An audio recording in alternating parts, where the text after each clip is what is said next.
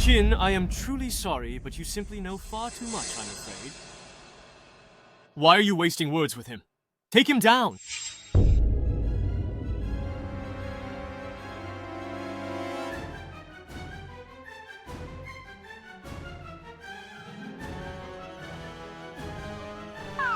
Gentlemen, can we just pretend you never saw me today? I promise that once I leave, I won't say a word about this, and I'll never show up in Jinghai again. Boss, please listen to me. It's a misunderstanding.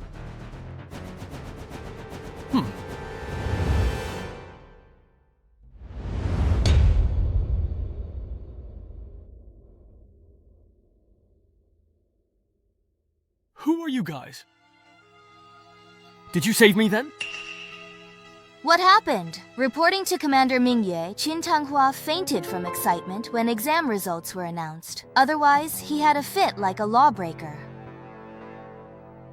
Imperial decree from His Majesty. Summon top 3 scholars and officials to present remonstrations. Whether intentions are righteous or for show, His Majesty has summoned. Do not delay.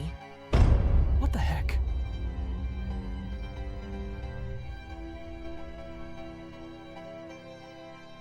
What do you mean, His Majesty's top scholar? And I have to enter the palace for an audience? Did I time travel? You...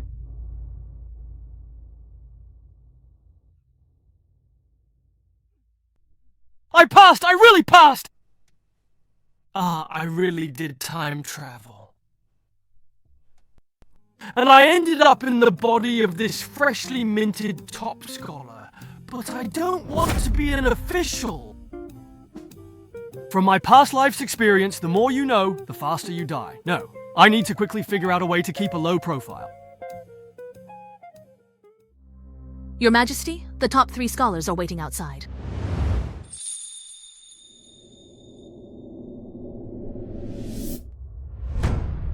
Summon them. Greetings, Your Most Majesty. So the Empress is actually this young, and so strikingly beautiful.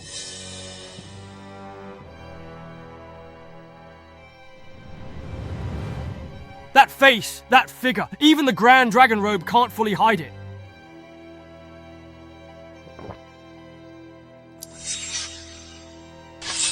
How dare you! How dare you barge into the Imperial study? How dare you barge into the Imperial study?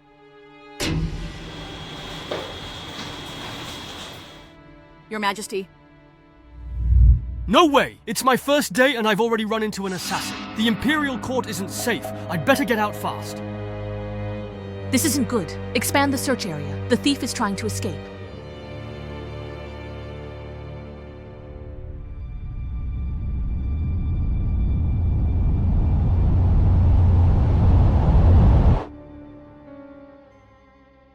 Your Majesty, the Liu commander. No sign of the thief? How is that possible? I clearly just heard a man's voice, and judging by Liu's reaction, she must have heard it too. How could there be nothing? So there wasn't actually an assassin, it was just a false alarm. That scared me to death. There's that voice again. But aside from those 3, there are no other men in the Imperial study. Could it be that what I just heard was their appreciation? Why does the Empress keep staring at me? Could she be captivated by my charming, handsome looks? Oh, I get it. No wonder she insisted on appointing me as the carbonized one. So it turns out she's just lusting after my body. You brazen scoundrel!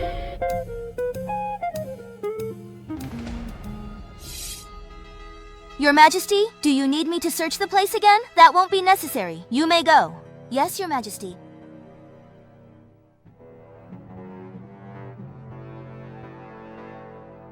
How much longer must I stand? My legs are giving out. The Empress is something. Calling a meeting, no chairs. She's not considerate. When I marry, I can't marry someone like her. How dare you, Chinzi, talk nonsense like that in your heart? But it seems that only Liu and I can hear his voice.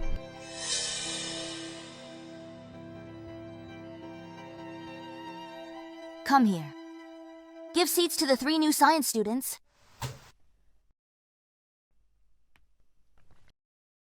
Serizawa, yeah. Snort! Yes, Your Majesty. Indeed. I appoint you as Tanhua. Do you have any complaints in your heart? How exactly did he manage to know that? Do you have any complaints in your heart? I have no complaints at all. Not being able to become the top scholar. You truly have no complaints? What complaints could I have? For others, being top scholar is a coveted honor, but for me, it's just a hot potato. In that case, I will now announce the ranking and positions of you three. The top scholar, Ye Shiji, will enter the Hanlin Academy as an editor. Thank you, Your Majesty, for your kindness. The second place, Han Changming, will enter the censorate as a palace censor. Thank you, Your Majesty, for your kindness. As for Kinze, Not bad, not bad. Both the top scholar and the second place are just minor 7th rank officials. As for me, the 3rd place winner, I'll probably be sent off to some remote county to serve as a minor magistrate or something. Far from the capital and the Emperor's watchful eye, I could just casually rack up some political achievements to get by, then keep a few talented singers around to entertain me every day. Now that's the life. Just thinking about it makes me a little impatient. you want to be a county magistrate just to watch operas and hear music. Keep dreaming. There are no other positions available for now, Kinze. You will serve as the Chiju Lang. You'll attend to duties in the palace. What's going on? No vacancies and I don't even get the Phoenix officer position? Why am I being made Chiju Lang and I have to serve in the palace? I knew it. He's definitely after my body. Looks like the saying is true. Boys need to protect themselves when they're out and about, Your Majesty. This isn't in accordance with the rules, is it?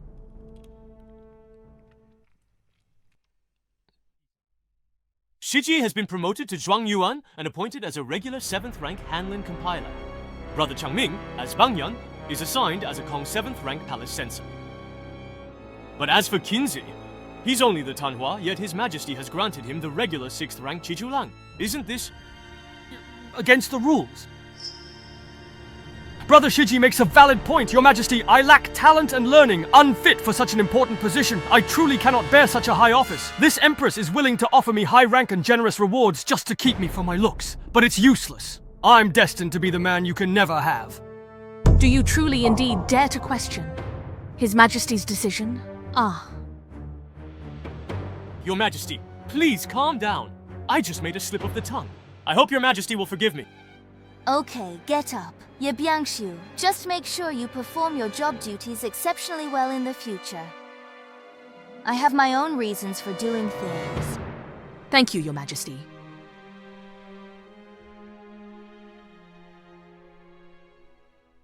Qin Tanhua, what do you really think? It said a woman's heart is as deep as the sea, especially an emperor. If I refuse again, will he turn his love into hatred and chop me off? Or should I just agree first and then think about it later? Your Majesty, please obey Your Majesty's orders. I really want to see what makes you quite so special. Since that's the case, I am tired now.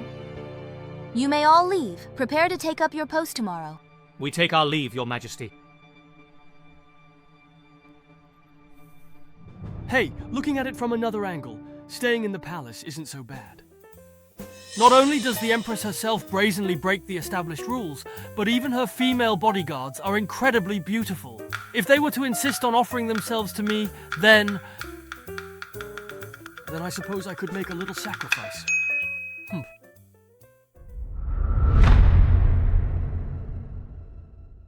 Commander Li Yue, what are you doing? Li Yue. Minister Qin, please stay. I still have questions for you. If you want me to stay, I'll stay. Why drawing your sword? A pretty face. A bar!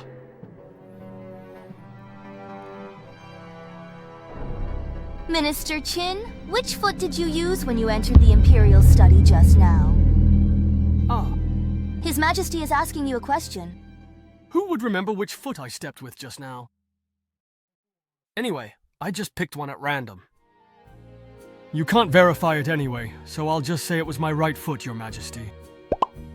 In Great Chu, the left is honored. When entering the Imperial study, step in with your left foot first. Minister Qian, you violated etiquette. By law, you should be caned 20 times.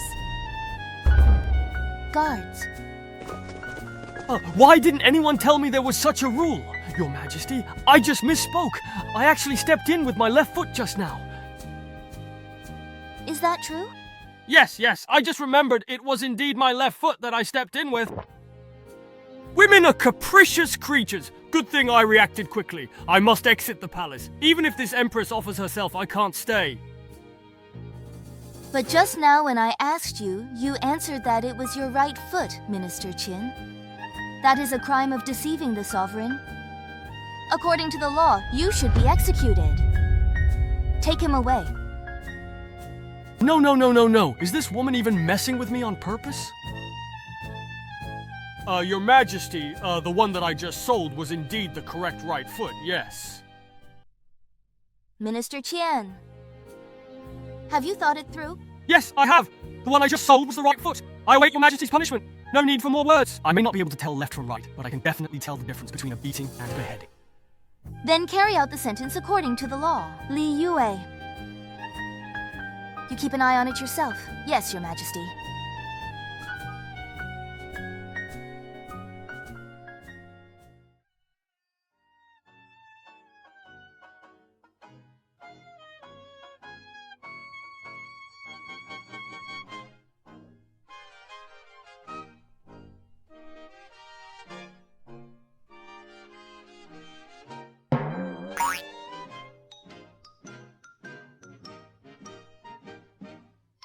Understood. Your Majesty. May I ask why Your Majesty has summoned me here today? You have already been in the palace for 3 days. Why haven't you? Listen to yourself! Is that even human language? You're still talking about the 20th National Congress and working like a normal person. I can't stand this place for even one more day. I'm still intoxicated and too weak to get up. I fear I can't handle daily affairs alone, Your Majesty. I humbly ask for your pardon.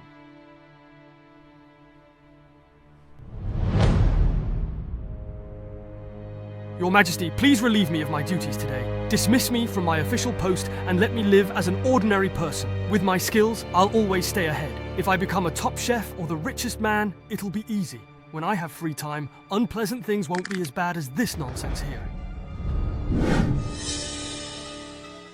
Information from yesterday is here. Other than getting too excited while planting carbon flowers and causing a minor commotion, there was nothing suspicious or any contact with other suspicious individuals. Other than that, we haven't found anything.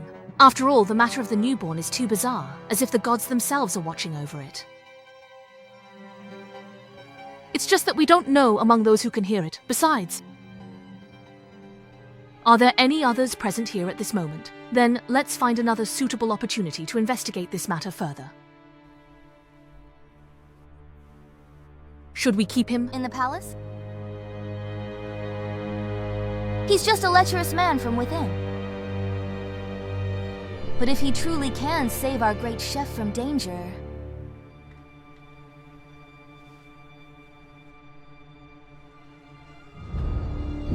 He managed to do it with ease, becoming the top chef and richest, while the national treasury is hard to remember. I want to see what abilities you possess. Let's talk about another time. I came here today just to see you, not to judge or to criticize at all. Take good care of yourself, but once Chennai King recovers, both the chef and the town will need his love.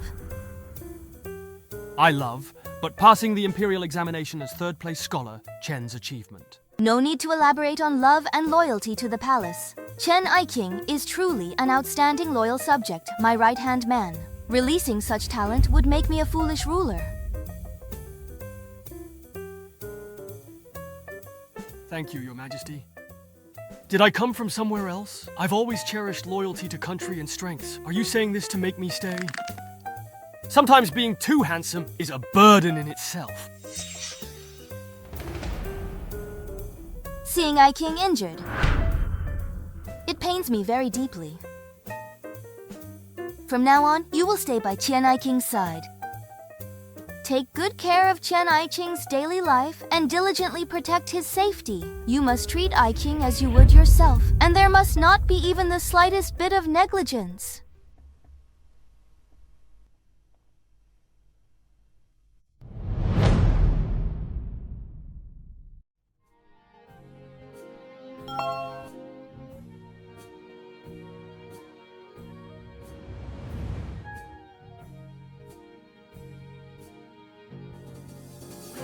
My male companion, though good-looking and well-figured, has a bad temper. He's not suitable for marriage. You lecherous scoundrel. Once I find out what secrets you're hiding, I will tear you to pieces. Your Majesty, what is it? Your Majesty, the envoy from Gyeoli has arrived. Very well. Gather all the ministers immediately. I will be there shortly. Yes, Your Majesty.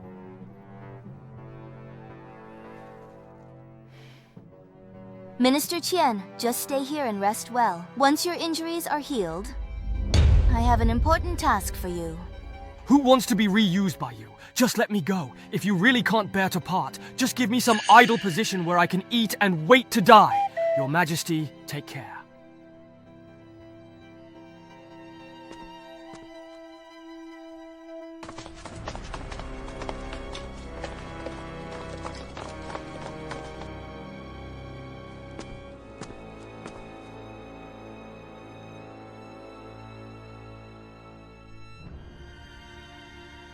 Hey there, people of Great Chu. Where exactly is your emperor?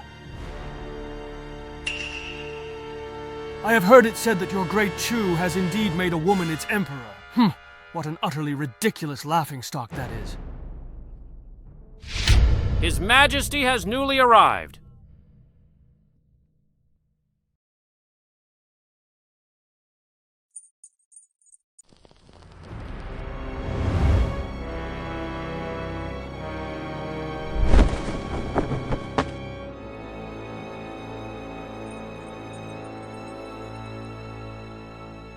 Greetings, Your Majesty. Everyone, you may rise. The Goryeo envoy Park In-yong respectfully pays respects to the Emperor of Great Chu. Envoy Park, there's no need for formalities. Goryeo has sent an envoy regarding the annual tribute, right? That's right, Your Majesty. I have indeed come regarding the annual tribute. However, before we discuss the tribute, I have a question I'd like to ask Your Majesty, the Emperor of Great Chu. Envoy, please feel free to speak. Your Majesty, as Goryeo is a vassal state of Great Chu, it stands to reason that Great Chu should be superior to Goryeo in every aspect. Would you agree? Nonsense! Our Great Chu is vast and resource-rich, while your Goryeo is but a tiny speck. Of course, our Great Chu is far greater! In that particular case, Goryeo would like to boldly challenge the mighty Great Chu. Did I hear that right? Are you saying that the small state of Goryeo wants to compete with our Great Chu? That's right, I hope that Great Chu, as the suzerain, will not hesitate to offer your guidance. Our Great Chu is full of talented people. Such a trivial contest is hardly worth mentioning. Go ahead, speak. How shall we compete? General? His Majesty has not yet spoken. Why are you speaking out of turn? Such a trivial matter can be handled by this general. Why trouble His Majesty over it?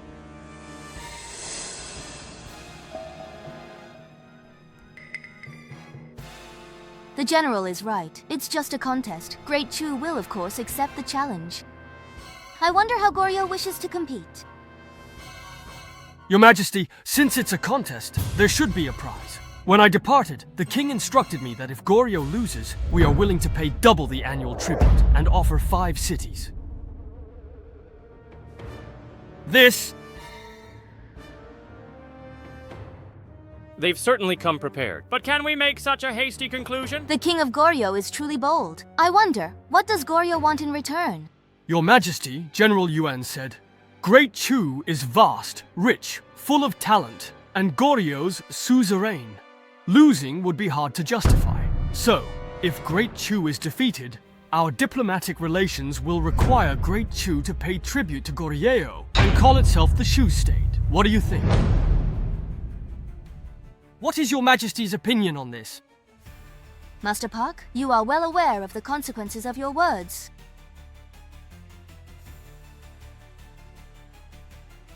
Your Majesty, rest assured, I have come prepared with double the annual tribute. As for the official letter regarding the exchange of cities, if Goryeo pays respects, we will keep our word. Your Majesty, I believe we must not agree to this. Prime Minister Du, you are truly mistaken. Do you really think Great Chu will lose? Jang, you misunderstand me. How could the affairs of a nation be decided by a mere contest? That would be far too frivolous. Master Park has even memorized the official letter. How can you call this child's play? The relationship between our two nations has always been based on strength. Besides, unexpected things can happen in such competitions. Are we really going to make Great Chu bow to Goryeo over a trivial contest like this? There's no need to make alarmist remarks, boost others' morale, and undermine our own. Do you not trust your colleagues here, or do you not trust His Majesty? General, don't slander me with baseless accusations. I am merely discussing the matter as it stands. Your Majesty, I believe this competition cannot be refused. If we let the surrounding small states, how could my Great Chu be convinced when I learned that they didn't even dare to compete? Majesty? Down. Minister Kong said this? It's not unreasonable, Your Majesty. Goryeo has been cunning. For them to suddenly act so boldly, they must have something to rely on. If our Great Chu hastily accepts the challenge, the outcome will be unpredictable. Therefore, I request Your Majesty to refuse the competition. The late Emperor tried again. Martial virtue. If we let a small country run wild in Great Chu, wouldn't that tarnish the late Emperor's reputation? Your Majesty, if you don't even dare to accept such a minor challenge. How could you face the late Emperor if you act like this? General, how dare you use the late Emperor's name to threaten His Majesty? What exactly are your intentions? Your Majesty?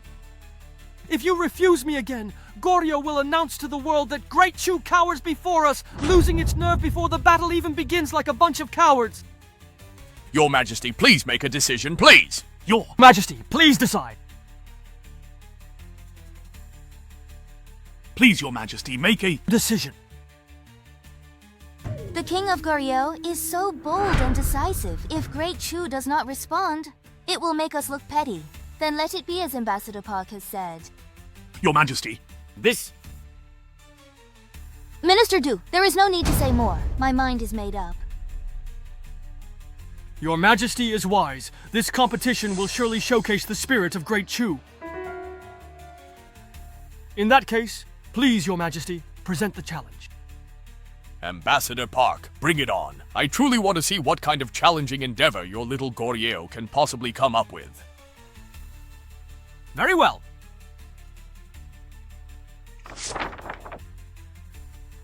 Your Majesty, please take a look. This unique couplet I acquired in the Goryeo Royal Palace.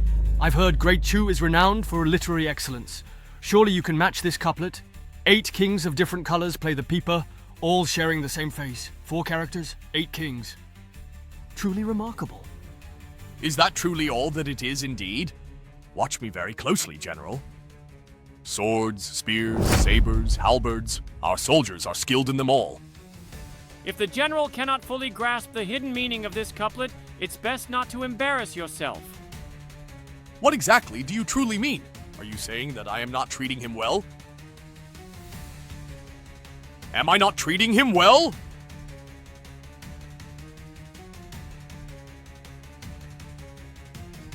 General, please take a look. The 4 characters, Chin, Si, Pipa. Each radical has 2 king characters, so 4 characters mean 8 kings. These 4 characters are all musical instruments. Check your answer. In general. Indeed, Your Majesty. I'm but a man of arms. I am not skilled in composing poetry or matching couplets. I beg Your Majesty's pardon. Do any of my ministers have a really good answer?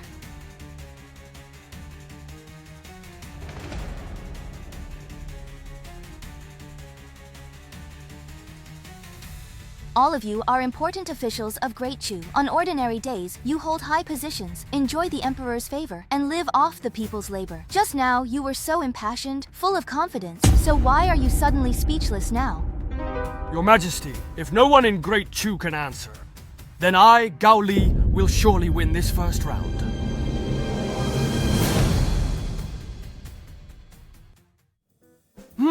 This woman has been standing here for so long, and she hasn't moved. Why is it so hard to run away? I always thought women who practiced martial arts would be built like oxen, but how is her waist so slender and her chest so full? She's not losing out to any other woman. From every angle, she looks different, like ridges and peaks.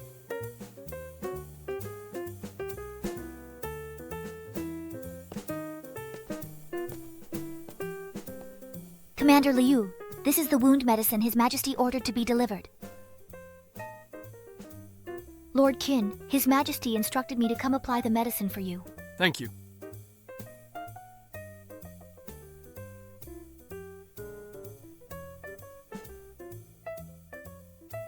I've lived half my life and never experienced treatment like this. Looking at it this way, getting beaten up wasn't a loss.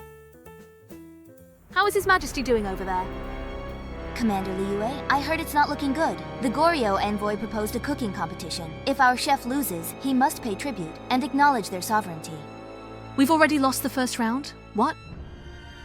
These damn parasites always act so high and mighty, but now they can't even beat a mere envoy from Goryeo. I didn't expect even the head chef to fail. Such a big country with so many people, and yet we can't even find someone capable of defeating Goryeo. From now on, I'll be embarrassed to say I'm from Great Chu when I go out. What was the first round about? I heard the Goryeo envoy presented a couplet. None of us could come up with a matching line. What's a couplet? Li Yue, Qin, Sei, Pipa, 8 great kings, all prominent figures.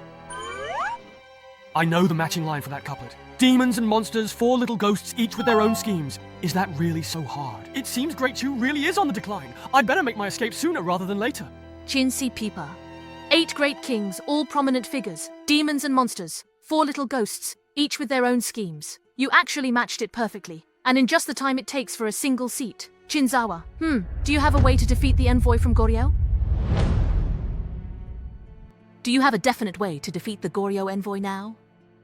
How could that be possible, Commander Li Yue? What are you talking about? With so many ministers, how could I, a nobody, compare to them? How could I compare to all those accomplished civil and military officials? Honestly, if you all knew I could match them, wouldn't it be harder for me to leave? Although defeating Goryeo now would be passionate. I've always been a free spirit who loves freedom. All right, help her get dressed.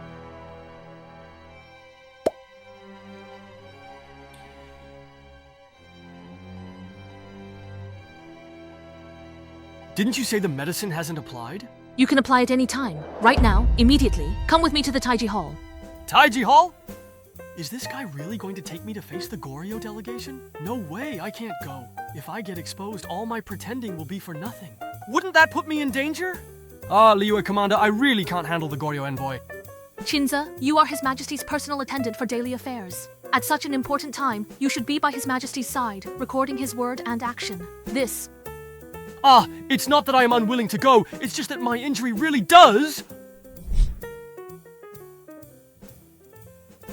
Oh, what's a little injury like this? The rise and fall of the nation is everyone's responsibility. Besides, I have received so much grace from His Majesty. Even if I die, I should die by His Majesty's side. How is this tigress even harder to deal with than the Empress herself? Always drawing her sword to scare people. I'm the Empress's beloved, you know. If you really go too far, aren't you afraid the Empress will deal with you?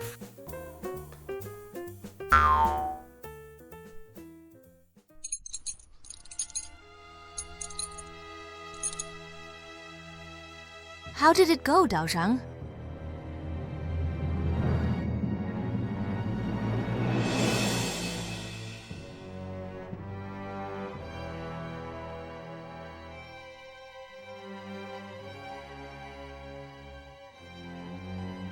I'm afraid I've let you down regarding this 9 linked rings puzzle. I also couldn't really come up with a faster solution myself. The 9 linked rings puzzle is quite popular among common folk in our region, and solving it requires 340 moves. There isn't a faster solution. I think these Jowly people made it deliberately difficult. I'm afraid even they don't have a quicker way to solve it. General Yuan, I find your words rather surprising. Just because there are no clever people among your people doesn't mean there aren't any among us in Goryeo. If Goryeo does have a faster solution, General Yuan, what would you do then? At worst, I'll take it on myself. All right then, General. If you don't have a faster way to solve the problem, please step aside. Is there a faster solution? If someone can solve the chain puzzle to level 3 in fewer steps, they will be rewarded with 10,000.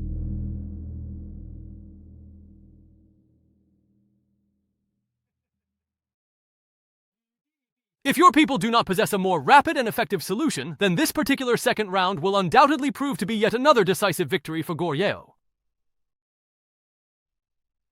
And from now on...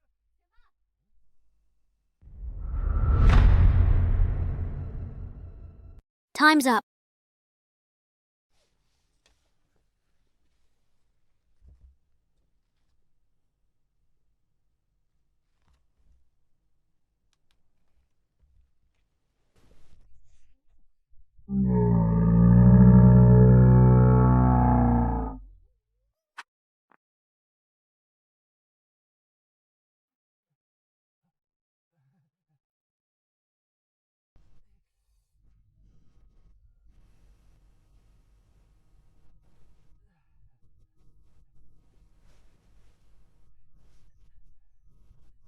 It's done. Your Majesty, please rise.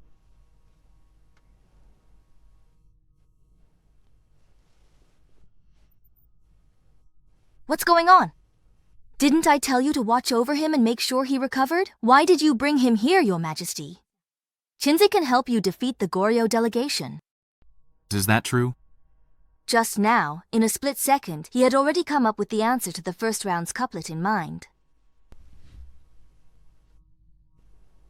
He truly is exceptionally talented, but I don't know why he is unwilling to serve the country. Perhaps. Just like the Grand General. He thinks Your Majesty is a woman. I'm afraid that's probably the case.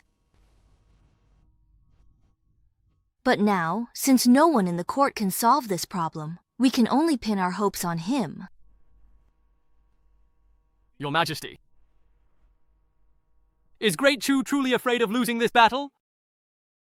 Ambassador Park, why the hurry? Great Chu's true talents have yet to make their move. Prime Ministers. Grand General, even the newly appointed top scholar couldn't solve it, yet you say Great Chu's true talents haven't even stepped forward. Then please, Your Majesty, quickly invite them out so we can see for ourselves. So many people have failed to solve it. What kind of problem could this possibly be? Isn't this a bit exaggerated? Who is speaking? Who? Prime Minister Du, General, stop trying to change the subject and making a fuss. No one spoke just now. I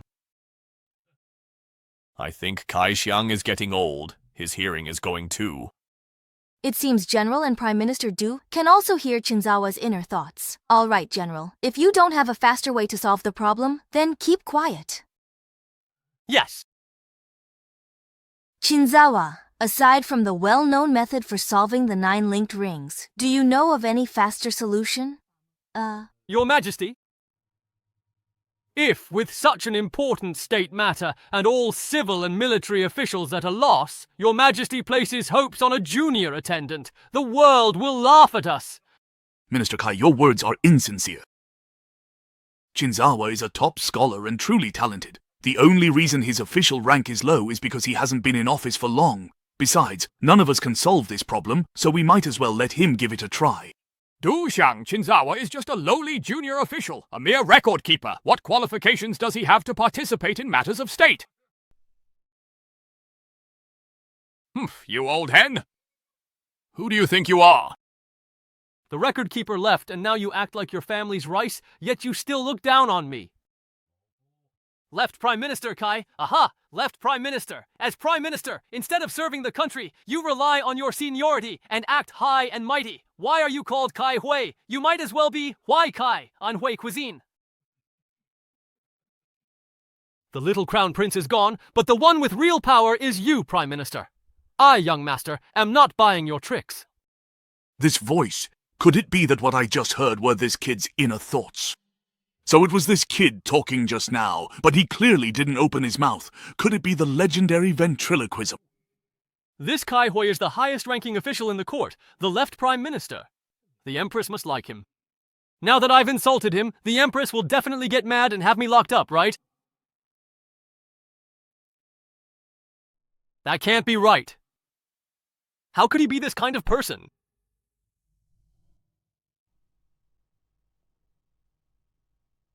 This insolent brat has spoken out of turn, Your Majesty. I request that this lawless troublemaker be thrown into the imperial prison. Indeed, Your Majesty, he has shown no respect for rank or propriety in court. According to the law, He should be caned in court. 80 strokes. Stripped of his titles and honors. Your Majesty, the Goryeo delegation is present. If you allow this man to make a scene, won't it shame our country before Goryeo? All I wanted was to demote someone, and now they want my life. You three old lanterns. Sigh, Minister Yu, right? You say I'm making us a laughingstock in front of the Goryeo envoys, but you, a dignified minister, can't even write a simple 9-linked puzzle. Tell me, between us, who's more ridiculous? Minister Kong, is it? I heard you're a descendant of Confucius. Scholars worldwide look up to the Kong family as teachers, but you're really disgracing Confucius's name. You can't even come up with a simple couplet.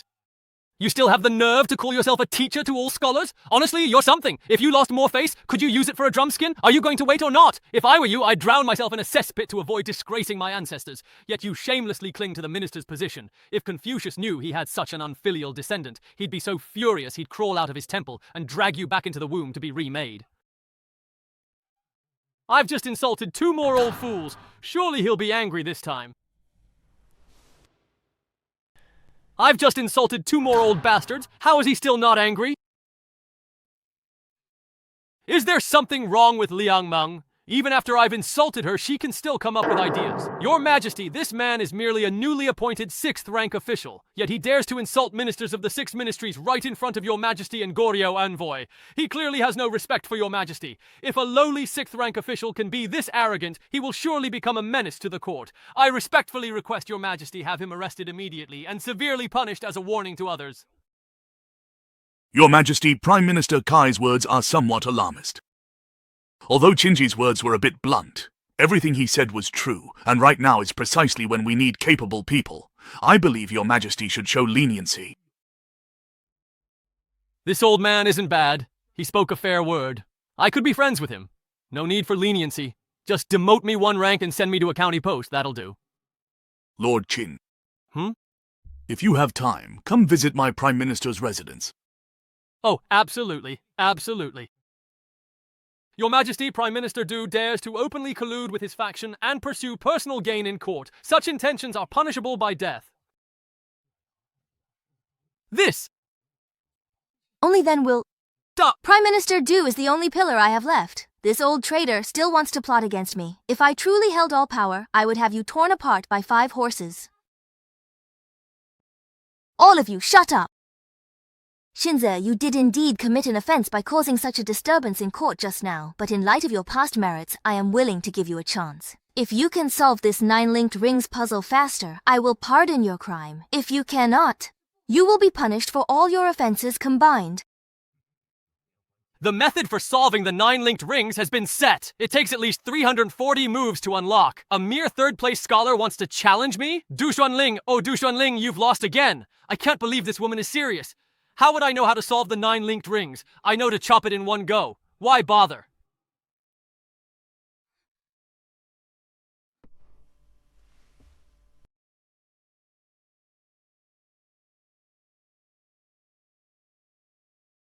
It really does only take 1 move. He actually managed to solve the 9-linked rings in a single step. Brilliant, as expected of someone specially chosen by His Majesty. Truly a person of great talent. Just now, Qinzi already offended Kai Hui and the others in court. If he shows such talent again, I'm afraid it will only attract jealousy and harm. Your Majesty, I have just thought of a way to solve the 9-linked rings. It only takes a single step to unlock them. Ha!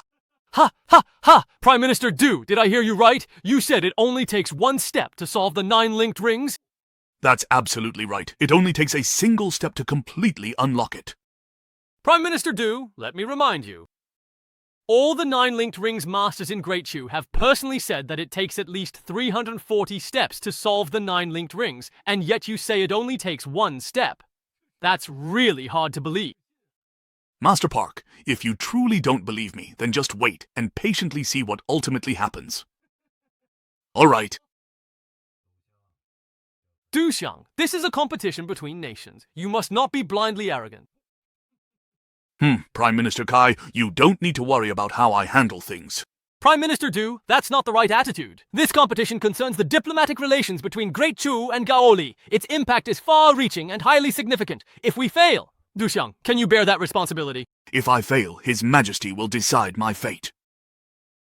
There's no need for you to worry further. Very well then. In that case, I shall simply wait and observe. Master Park, as long as you can unlock the 9 linked rings, you may use any method, correct? That's right. Any method at all. General? Mm-hmm. May I borrow your treasured sword for a moment? Could it be? Such a trivial matter.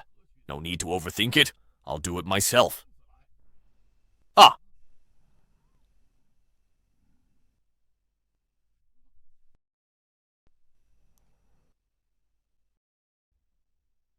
Mm-hmm. I completely understand that point.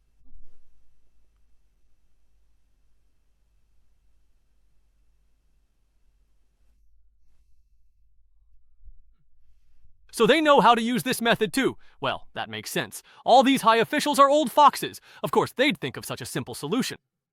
Well, what do you think, Envoy Pooh? I solved the 9 linked rings as soon as I saw them.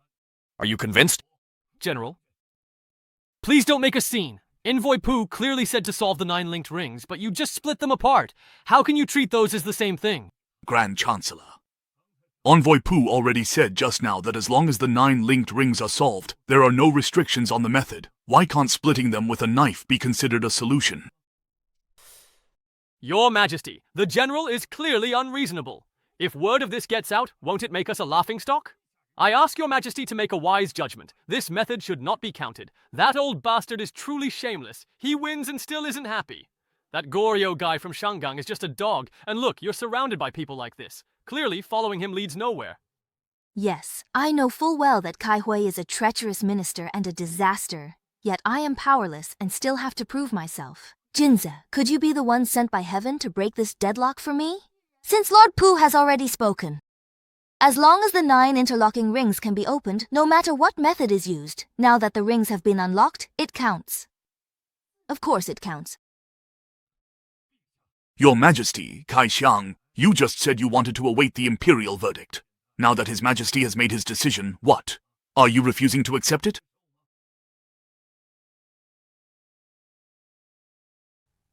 Your Majesty, even if you won this round, in the 3rd round, your Great Chu is absolutely bound to lose, without a doubt. Ambassador Pooh, whether you win or lose, we can discuss it further later. There's so much tension here. The court is indeed a dangerous place. I can't stay here for long.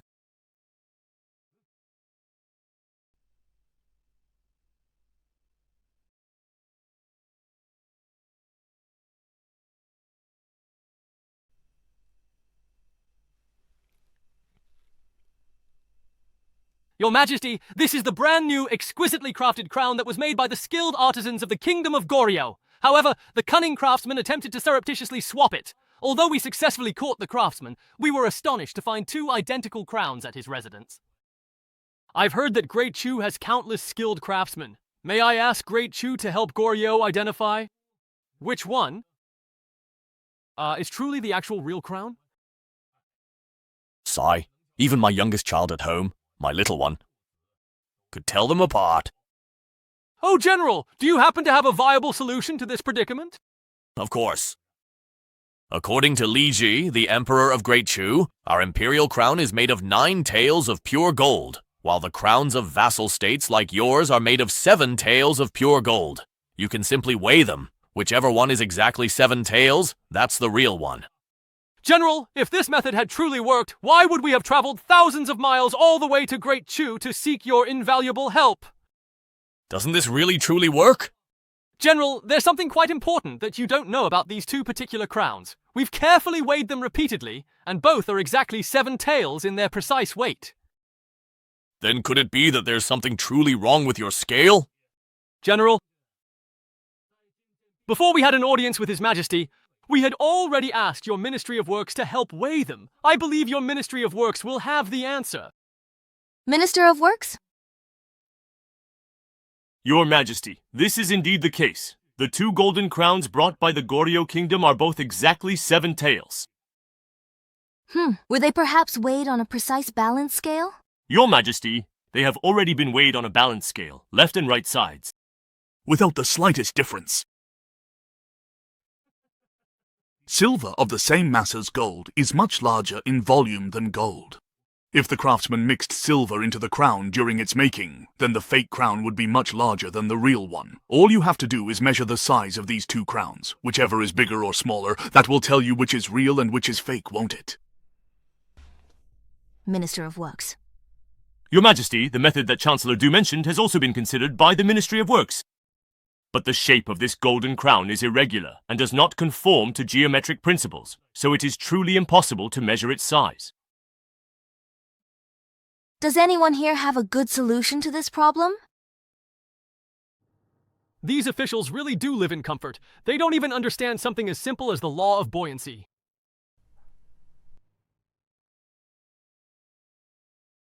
What exactly is the law of buoyancy?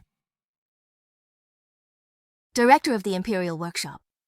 Director of the Armory. You are in charge of civil and military equipment. Do you have any solutions? I am incompetent and beg your majesty to punish me. Well, the esteemed officials of Great Chu, all of you standing here, can't even figure out what to do with a tiny golden crown. Are you incompetent? Or do you think I am weak and easy to take advantage of? Please forgive us, your majesty. Please forgive us, your majesty. Your majesty, that is not correct. As the Son of Heaven, you should set an example for all under heaven. However, if even your majesty is powerless, how could your ministers possibly succeed? Prime Minister Kai. Are you saying that I am unfit to rule? I would not dare, your majesty. I am only concerned that in a moment of anger, your majesty might implicate important ministers of the court, thereby endangering the state. So after all this, that old man and the Empress aren't on the same side. No wonder when I insulted him, the Empress didn't react. If I want the Empress to demote me, I should team up with that old man instead.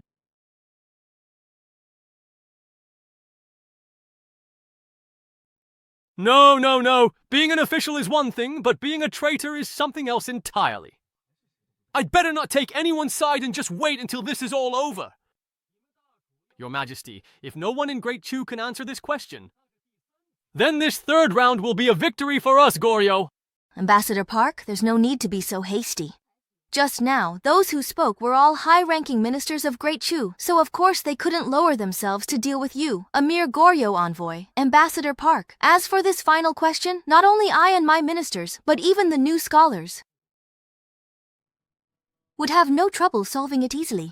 Your Majesty, is Great Chu truly trying to play some tricks now? You don't have to use such a poor excuse to brush off Goryo. Ambassador Park, rest assured. If I say they can do it, then they certainly can. Where is Jinshi Yijia? I am here, I am here. You are among this year's top scholars. The matter of measuring the beam's coolness shouldn't be difficult for you.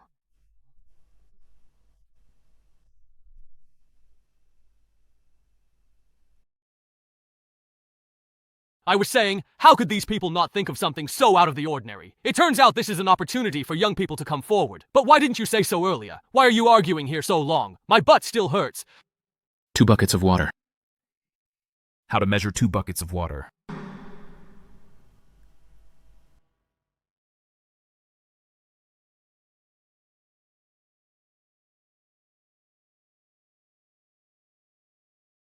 Serizawa. I'll make a friendly bet with you on this. Go fetch 2 buckets of water. Fetching some water, Your Majesty.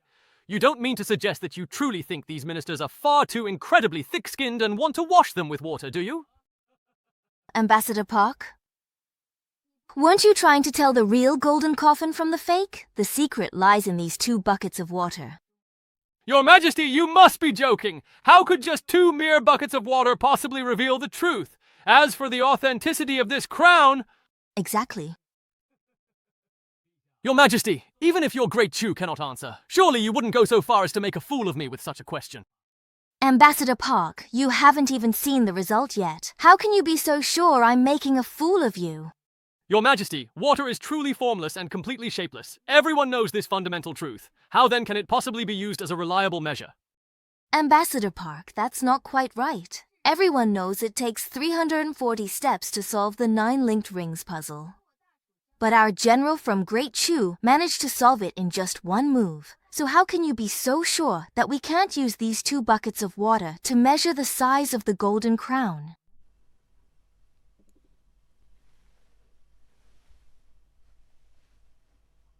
No way! Your Majesty, I just can't believe no matter what that these 2 buckets of water can measure the size of the crown.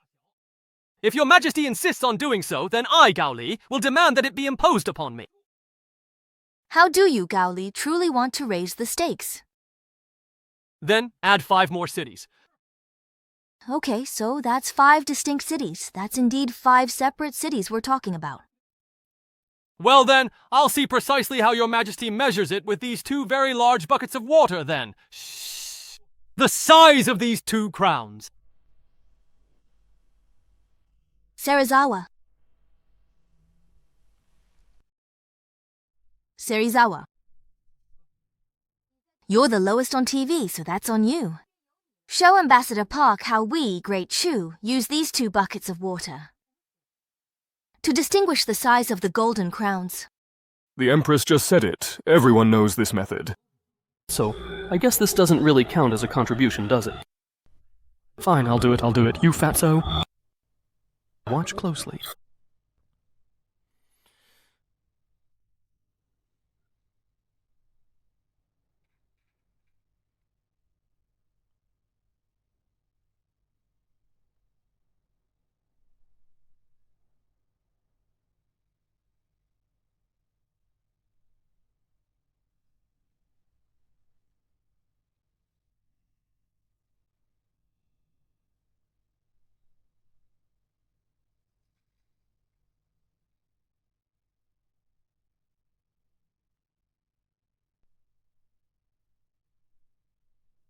Now, look here. See that? This one is fake. You just put this golden crown in the water and say it's fake. I think you're just making a show of it. You say I'm making a show of it? Typical of you barbarians. No brains at all. The answer is right in front of you, and you're still making a fuss with me. No wonder you pig-brained people can't come up with a solution.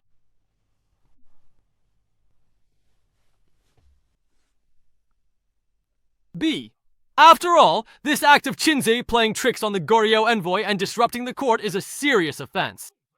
Prime Minister Kai, since Qinzi has distinguished the real golden crown from the fake, how can you say he was tricking the Goryeo envoy and disrupting the court? Your Majesty, Qinzi simply put the golden crown into water to determine its authenticity. This is nothing short of child's play. Prime Minister Kai, if you don't understand the principle behind it, how can you claim that Qinzi was being frivolous? As everyone knows, this method was suggested by me. I merely had Qinzi carry it out. What now?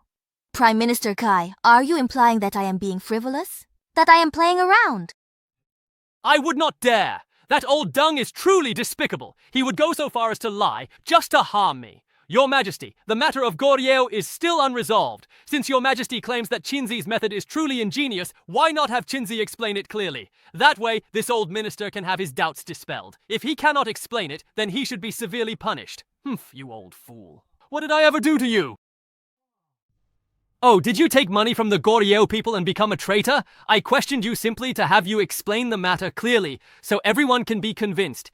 Yet you hurl baseless accusations and slander the Prime Minister. Do you realize what a crime that is? Enough, Qinzi. You will please explain this entire matter on my behalf to Prime Minister Kai. Please also further explain the full reason clearly to Ambassador Park. Yes, Your Majesty. Watch carefully, I'll explain it one more time. How can this thing actually measure anything? Can it really determine the result? What are you doing? Have you ever seen something like this? Can you tell what the principle is? Pay attention. Did you notice the markings on these 2 buckets? What's with these markings? When the official from the capital puts his hand in the water, what changes on the surface? Isn't this still just water? What has changed? I think you're just trying to mystify things and fool me, aren't you? How did someone as clueless as you become an ambassador? Never mind. I won't say more. I'll explain it one last time, and I'll make it clear for you. Is the water surface still at the mark I made just now? So what if it's not at the same level? When a heavy object is put into water, the water level rises. This is common sense. But what does this have to do with whether the crown is real or fake? As Chancellor Du just mentioned, the fake gold crown is bigger than the real one. So when it's placed in the water, doesn't the water level rise even more? This crown caused the water level to rise more, so that means it's fake. Do you understand now? So that's how it is. This young man is truly talented. He actually managed to distinguish a real gold crown from a fake one with just 2 buckets of water. It can be done like this? With you being clueless, you still want Great Chu's annual tribute in cities? Let me ask you something. What were you thinking? All right, Chinza. Since you've explained everything clearly, you may step down now. Yes, Your Majesty. Once you've used someone, you just cast them aside. Ambassador Park, since we've already explained the reason clearly, then for this 3rd round, it will be me, the Saint of Great Chu. Do you have any objections? Your Majesty, I have already prepared the double tribute, but as for the city itself, can we, I am quite unsure.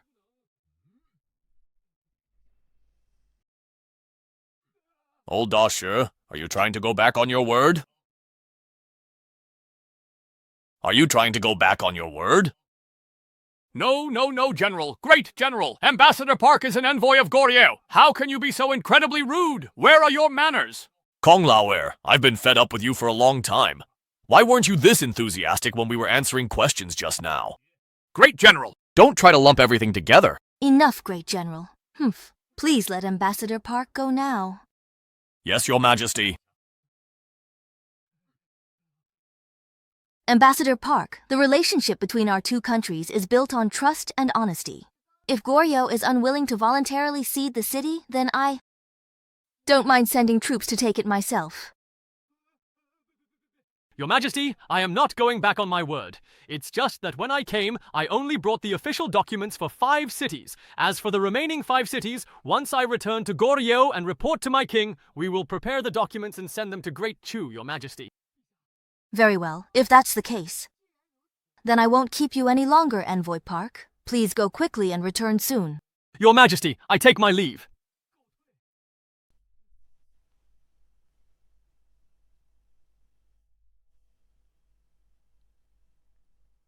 You all should step back as well.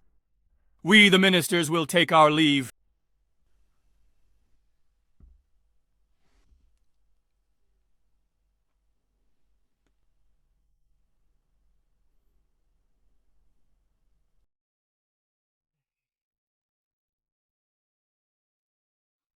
His Majesty. It's really okay.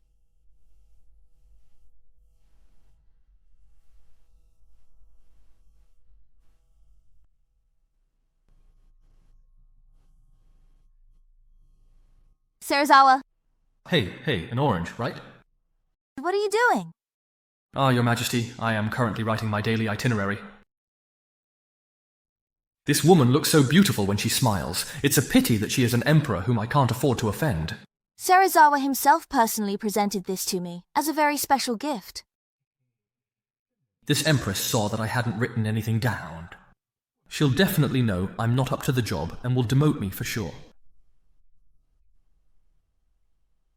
Sigh.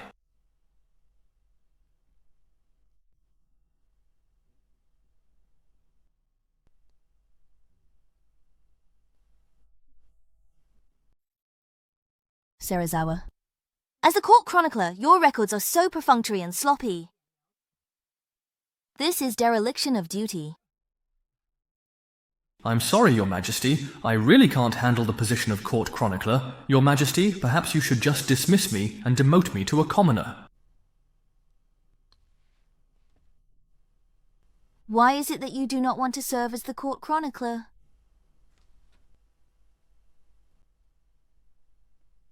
Oh, no. To be able to stay by Your Majesty's side is something I could only wish for. Who wouldn't be able to tell from your tone that you're being sarcastic? If I dared to say it, who knows how you'd react?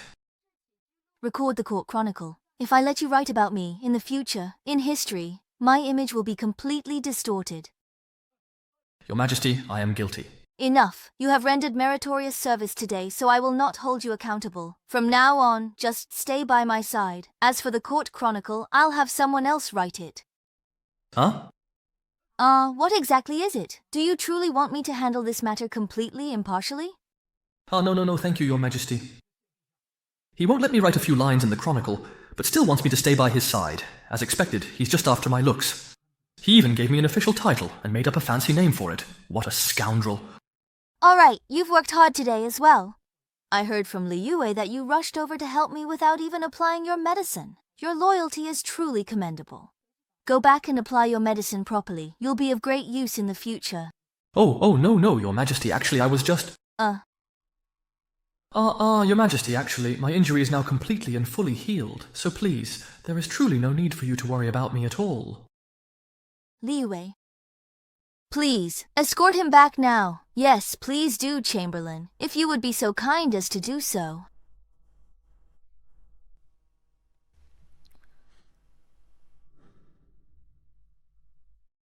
Chinza, you truly are the one sent by heaven to help me break this deadlock. I must thank you on behalf of all the people of Great Chu. You said this matter was foolproof, but now, not only is there no double tribute, we're separated by 10 cities. How am I supposed to explain this to the king when I return? Master Pu, there's absolutely no need to be anxious. I was about to admit that this time it was indeed my miscalculation. I truly didn't expect that Empress to be truly formidable, but that's all there is to it. Whatever your plan is, I've already done exactly as you instructed. Now, you've made Goryeo lose a total of 10 crucial cities. If you don't give me a clear explanation for this, don't blame me for going to the Empress and exposing you. Master Pu, there's no need to worry.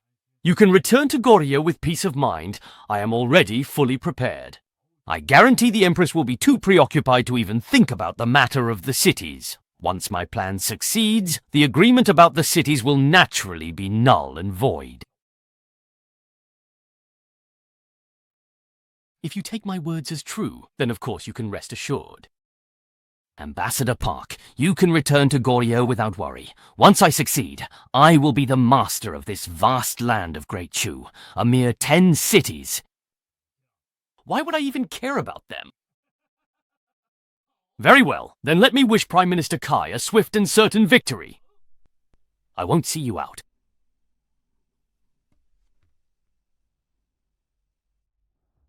Father, are you really just going to let him leave? What else can I do? Who does he think he is, daring to threaten you like that? Why don't I send someone to ambush him on the road and silence him for good? Chiaoer, you really are far too impatient. Don't you worry at all. I have given my solemn word. If we refuse these 10 cities, he'll keep his mouth even tighter than we do. On the other hand, if you ambush and kill him, setting aside whether you could pull it off flawlessly, if the envoy from Goryeo dies within Great Chu's borders, the Empress will definitely launch a thorough investigation. She's just a little girl, isn't she? If she wants to investigate, let her. I doubt she'll find out anything. Chiaoer, this Empress is probably not as simple as you might truly imagine. Father, is she really that formidable? You actually hold her in such high regard? As for the question raised by Goryeo today, all the officials in court were at a loss. Only the Empress was calm and confident, resolving everything with just a few words. Then, what about our plan? Don't worry. As for our plan, even if Yang is as cunning as a demon, her foundation is still too shallow. She won't be able to stop us at all. Ah, that's good, that's good. Cure, your father is already old, and I don't even know how many days I have left. Everything I'm doing is for you, but you have to become accomplished. Otherwise, all my efforts would just end up benefiting someone else. Yes. All right, I understand.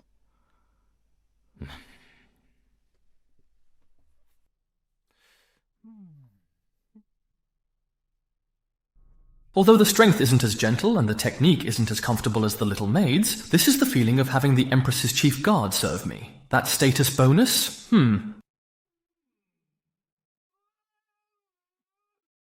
Chief Lu, are you trying to kill me?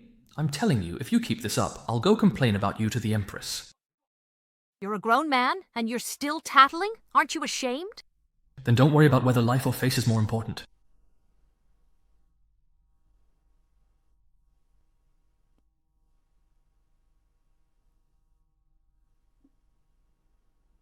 Chinza. Thank you. Thank you for showing me what? Oh, I see. You're afraid I'll complain about you to the Empress. And then you're saying thank you in advance for keeping me quiet, right? Thank you for letting me try the medicine. What I applied is my latest eye-diagnosed bone-eating and accumulation dissolving powder. Soon, you will turn into blood and water. No power or influence. What?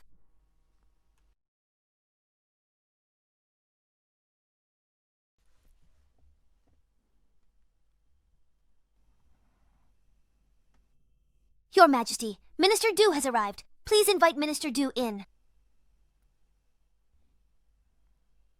Please, this way, Minister. Minister Du, please have a seat. Someone, serve tea to Minister Du. Your subject, Du Xuanling, greets your Majesty. Minister Du, there is truly no need for such formalities. Before my father passed away, he specifically told me to treat you just like an uncle. How could an uncle possibly bow down to his own niece? Sigh, your Majesty. Now that you are the Emperor, proper etiquette cannot be neglected. Minister Du, please have a seat. Yes.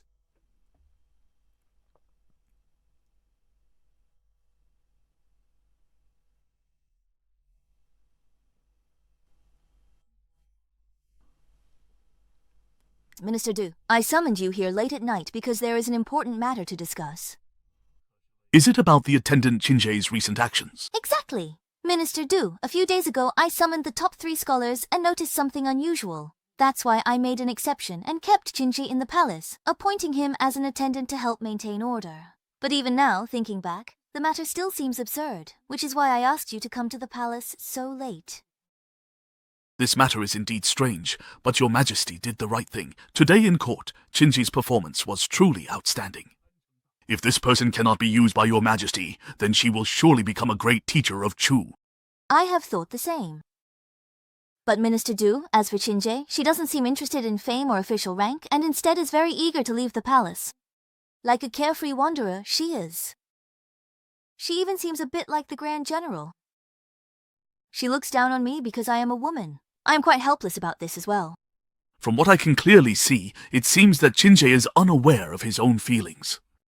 He probably doesn't know that. Otherwise, he would have... So this woman is actually so young and so striking. Her face, her figure. Even the dragon robe can't hide it. Your Majesty, please don't get hung up on the matter of the Grand General.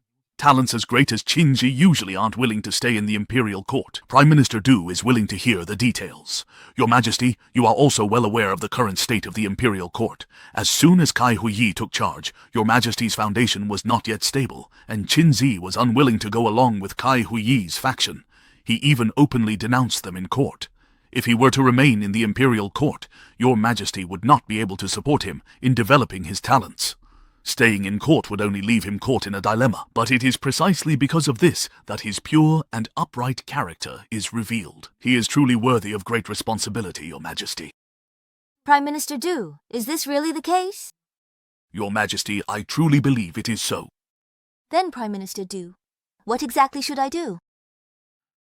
At present, the most important thing is to retain this great talent, in my opinion. Qinzi will surely be the key to your Majesty wielding power and uniting the realm in the future. No matter what it takes. Whatever means necessary. Sigh. Not only did the Empress herself truly break the rules, even her personal bodyguards are so incredibly good-looking. If both of them were genuinely willing to give themselves to me, then I might actually seriously consider it.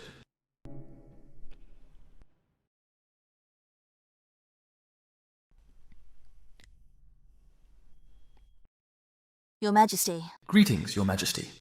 No need for such formalities, Qinza. You are my close minister now. In the future, you need not bow when you see me. Yes, thank you, Your Majesty. Looks like being the Emperor isn't easy either. This woman gets up earlier than I do every day. I really don't know why those people fight so hard to be Emperor every day. Chinze, how is your injury doing now? Wait a minute. Why is she asking about my injury? If I say I'm healed, won't she make me stay the night? Even though she's very beautiful, I've heard she's been single all these years. After all this time, how could my scrawny arms and legs handle it? I have to say no, drag it out for as long as I can. Ah, Your Majesty, I still feel it's a bit... Your Majesty, his injury has long since been fully healed. Chinzi, since your injury is now completely healed, get yourself thoroughly ready. You'll be right here by my side during today's important court meeting.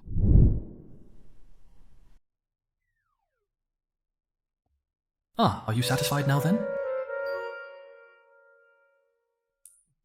It's nothing. If that's all, then it's fine. It's just a court meeting. I'll just hide in the back and slack off.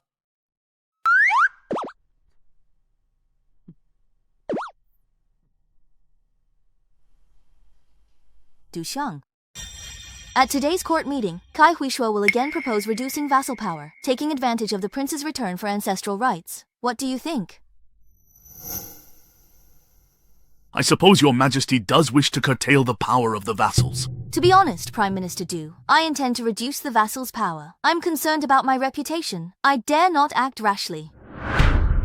Your Majesty must proceed with caution, reducing the vassals' power. Duxiang. Is there really no way?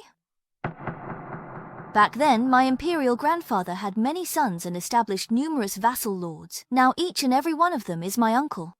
They have long become a force in Great Chu that is too big to control. Combined, their fiefdoms account for 1/3 of Great Chu's territory, and their revenues even surpass the state's tax income. Your Majesty, this matter is of great consequence. Any slight move could affect the whole situation. Sigh. If we are even slightly careless, we could force the vassal kings into rebellion. And Your Majesty's position is not yet secure. This is something that should be considered at length. Duxiang, but look, these are all memorials from local officials reporting on them. My uncles and elders are weak in court, but in their own fiefdoms, they mint their own coins, raise private armies, carve out their own territories, and ignore imperial decrees. Duxia. It's not that I don't recognize my own kin, but if we don't curtail the power of the vassals, Great Chu is in grave danger.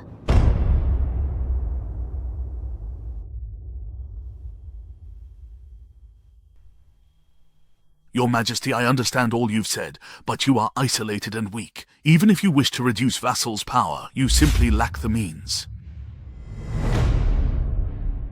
So am I supposed to just stand by and watch my people suffer at the hands of these parasites?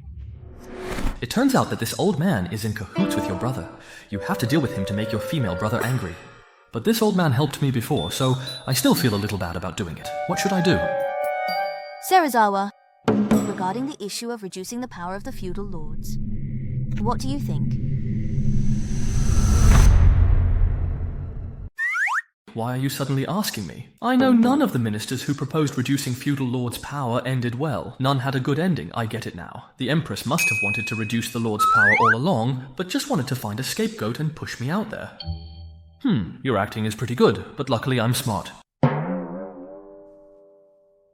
Ah, Your Majesty, I am dull-witted and dare not speak recklessly. Your Majesty, Chinzawa is young and inexperienced. It's only natural not to have a good solution. Prime Minister Du, rest assured, would I ever implicate the innocent? This old man is trying to get me out of trouble again. If I didn't know he was in cahoots with the Empress, I might have actually believed him and fallen for his tricks. This.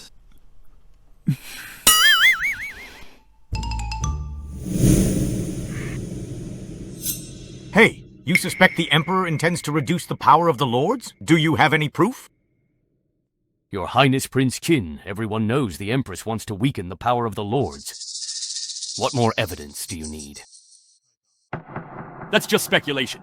But we heard at the previous court meeting, it was you, Prime Minister Kai, who proposed curbing the lord's power, planning to wipe us out while we princes return to the capital for ancestral rights.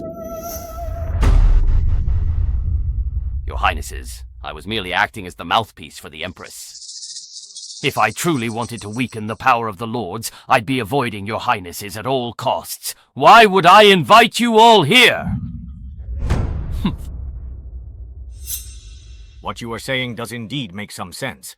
However, then, why exactly did you call us all here today? Your highnesses are all intelligent people, so I won't beat around the bush. Your highnesses! As your power gradually grows, the Empress is bound to see you all as thorns in her side, as her greatest threat. Conflict between you and the court is inevitable.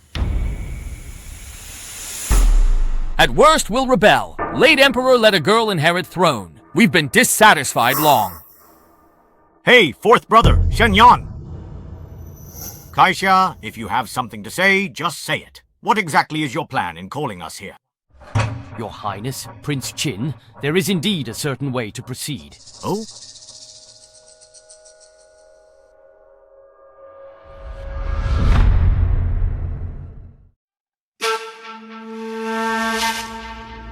His Majesty has arrived.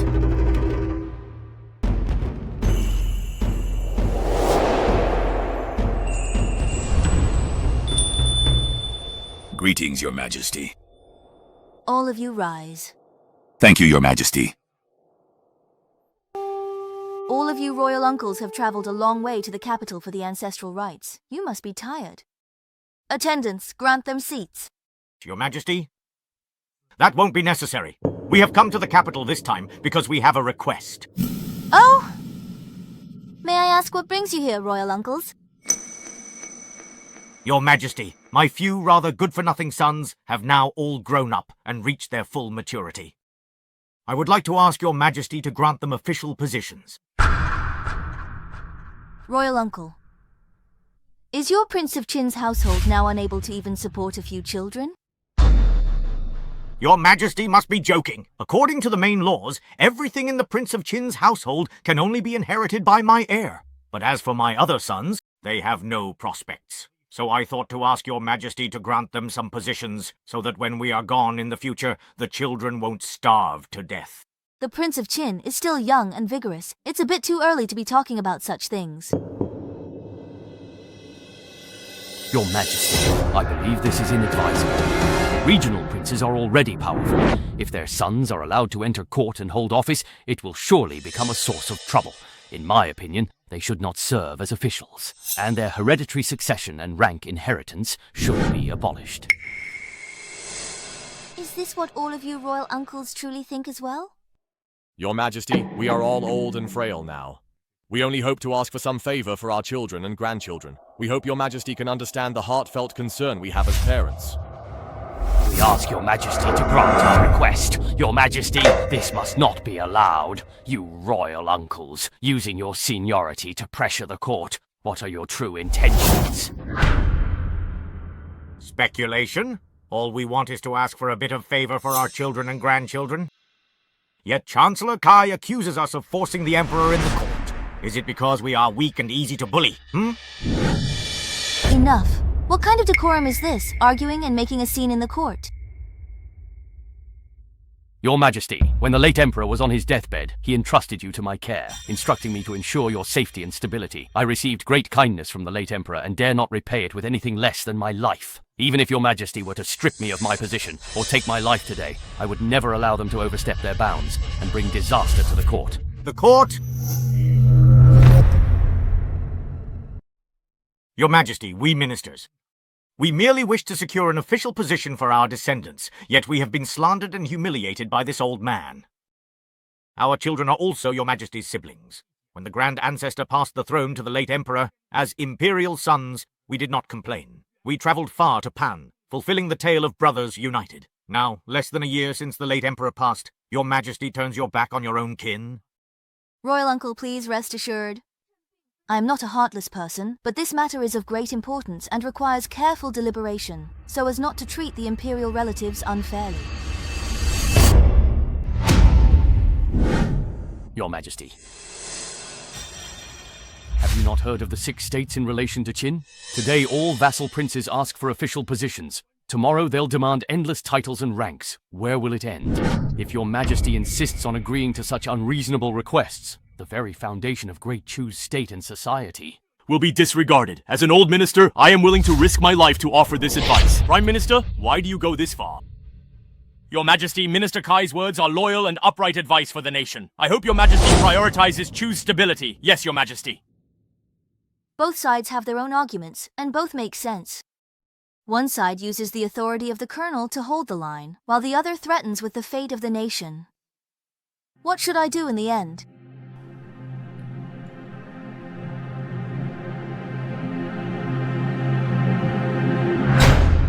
All of you are indeed the most important ministers of Great Chu. This particular matter is of great consequence. Why don't you all share your valuable views on it as well? Your Majesty, what I've said is not without reason. Feudal lords are too powerful. We must not grant them imperial favor. Your Majesty, I believe the request of the former Qin king is reasonable. There is precedent from the previous dynasty, so it can be approved. Absurd. In this case, is this Great Chu Your Majesty's Great Chu or the vassal king's Great Chu?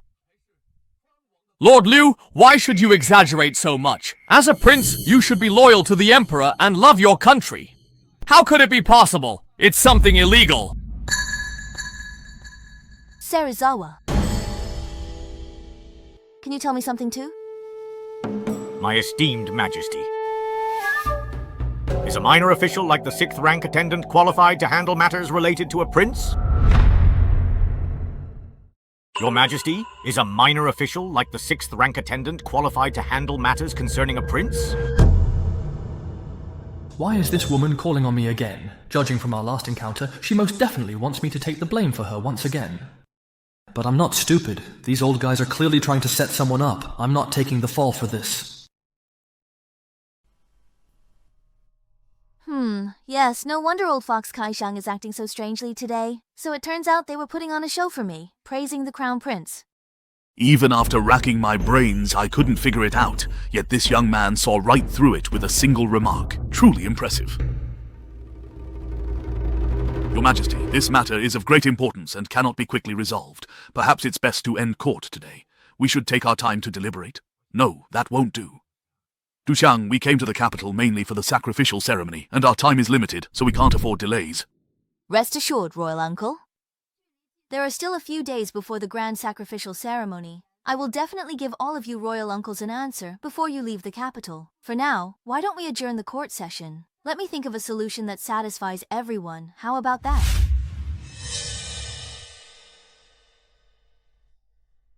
Very well, that sounds good. We will wait a few days for your Majesty's decision. In that case, court is dismissed. Respectfully seeing your Majesty off. Qinzi, about what happened in court today. What do you think? What can I think? I just stood far away and watched you all, like immortals fighting, hoping not to get splattered with blood. Ah, Your Majesty, I'm just a humble court diarist. How could I possibly have opinions about the princes?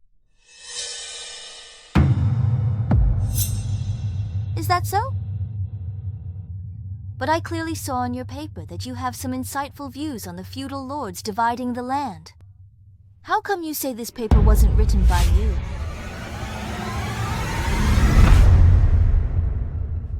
Looks like I won't get away without explaining myself today. This woman really doesn't play by the rules. She actually went through my papers, Your Majesty. In today's court, Prime Minister Kai and the feudal lords seemed to be at odds, but in reality, they were just putting on a double act for everyone. Go on. Your Majesty, the feudal lords don't want their power curbed, while Your Majesty is trying to curb it, so this has made it inevitable that conflict will eventually break out between the feudal lords and the court. Today's double act simply brought that flashpoint forward. Why? Now that the matter of the feudal lords has reached this point, their power reduction is inevitable. If Your Majesty agrees to curb them, they will all feel threatened. Should they rebel, it would prove Chancellor Kai had foresight, securing his position. If they don't rebel, he still gains immense credit for curbing their power. So, whether they rebel or not, he benefits either way. There's some truth to that. But what if I simply refuse to reduce the power of the feudal lords? He wants to do it. Even if he truly endures this temporary humiliation and agrees to the feudal lord's requests, granting official positions to those princes who originally had nothing. These people would only think it was thanks to the Chancellor. By helping them today, once they enter the bureaucracy, they would only serve the Chancellor loyally. Father, what if the Empress neither agrees nor reduces the power of the feudal lords? What? He won't, and he wouldn't dare do nothing at all. The matter of curbing the feudal lords is of great consequence. The high officials in court will inevitably split into two factions, and His Majesty can only choose to satisfy one side, and in doing so, offend the other side. If His Majesty does nothing, both sides will be offended. They will use a woman's incompetence to attack Her Majesty, and she will be beset by enemies on all sides. This is completely different from what he wrote in his policy essay. Qinze, I didn't expect that I actually underestimated you. If it weren't for what you just said, I would have already fallen into their trap. Qinze, according to what you're saying, I am already in a dead end. That's right, this is an opportunity. If I say this is a hopeless situation, maybe he'll just let me go. Sigh, Your Majesty, this is an open conspiracy. You see, since you can't escape anyway, why don't you let me resign first, so I won't get caught up in this and suffer for nothing? Say that again. My loyalty to Your Majesty is as clear as the sun and moon. What if Zheng Kai betrays Your Majesty? Is that so? Sister, you've been talking about how we benefit from this, but why would Prince Qin and the others cooperate with us? These vassal princes know well that the Empress will eventually reduce their power, but the sooner it happens, the more advantageous for them. Your Majesty has been on the throne for less than a year. At this time, they can still use filial piety to claim the moral high ground. If the Empress tries to reduce their power now, people will think she is impatient, turning on her own kin as soon as she has no more use for them. They are using the banner of clearing out those close to the ruler, and all vassal princes will surely go along. But if the Empress waits until she has been on the throne for a long time and her position is secure, then it will seem perfectly natural and quite understandable. Yes, if the Empress fully agrees to their significant demands, they will certainly gain real official positions and considerable power. So, no matter what, they can all benefit from this, which is why they were willing to go along with it. And that's why they cooperated with me to put on such a show. Father, you really are clever. Sure, you still have a great deal to learn and much to experience in life. Yes. Your Majesty. A few days ago, Your Majesty promised to give us an answer before we left the capital. Now that the major affairs are settled and we are about to return to our fiefs, I wonder if Your Majesty has made a decision. I have decided to appoint members of the royal family to official positions in the court. Your Majesty, is what you just said really, really true? Of course it's true. Royal uncle, please rest assured. Are all the royal uncles quite satisfied with this? Your Majesty, we are very much satisfied.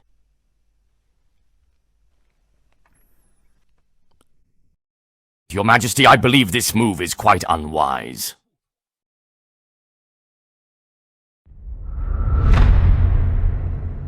I truly believe that this move is unwise. Your Majesty, you want to allow princes to become officials in court? I absolutely cannot agree. Oh, Prime Minister Kai, why not do that then, if you please? Your Majesty, royal princes hold great power. If their sons become officials, wouldn't that be like raising tigers? Prime Minister Kai, your words are mistaken. We believe His Majesty's approach is truly ingenious. Could it be you're just trying to secure official positions for your own faction, and now that you haven't succeeded, you're deliberately making things difficult? Your Majesty, such indulgence empowers feudal princes, leading to endless future troubles. Your Majesty, retract your order and reduce their power. Prime Minister Kai, all of the feudal princes are indeed my uncles. How could I possibly bear to harm my very own flesh and blood, my own kin? Your Majesty, there's no precedent for such an action. It's only been 10 days since you ascended the throne, and you're still unfamiliar with state affairs. You should first follow ancestral rules and heed your minister's advice. Otherwise, if you act recklessly, the nation will be in danger.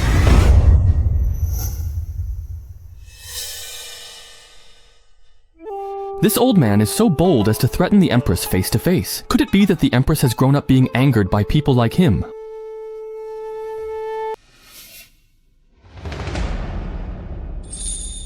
Ah, our fiefs and titles were all bestowed by the late Emperor. By urging Her Majesty to reduce the power of the vassals like this, are you not in fact questioning the late Emperor's decisions? You short-sighted fool, how dare you openly insult the King of Qin in court? If you don't give a reasonable explanation today, before I return to my fief, I have to settle accounts with you too. Kaishang, you claim that we are indeed short-sighted. In that case, please enlighten me and tell me precisely where our short-sightedness truly lies. Hey, old dung, you kids scolded me before, and now you have come to this day. Serizawa, what do you think?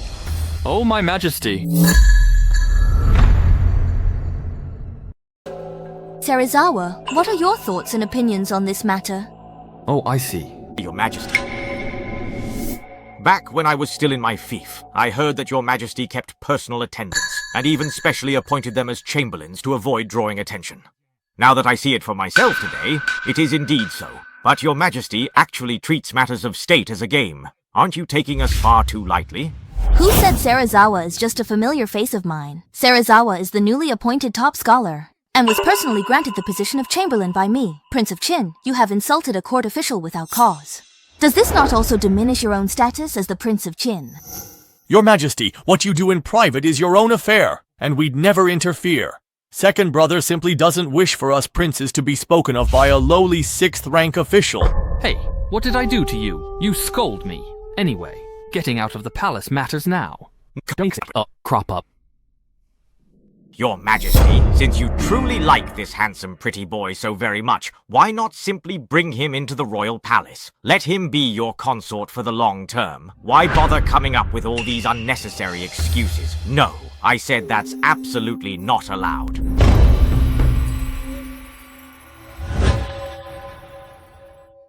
Your Majesty, you mustn't. Mother, Jijunlang, do you have a problem with what I said? Fine, fine. It's always about making me the Empress's male concubine. Grabbing my collar again? Do you really think I'm some old thing you can just push around? Remember, you were the one who took me in first.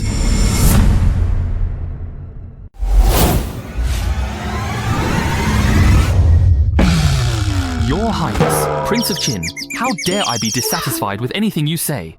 I just think Her Majesty's policies aren't favorable enough toward you. Oh, really?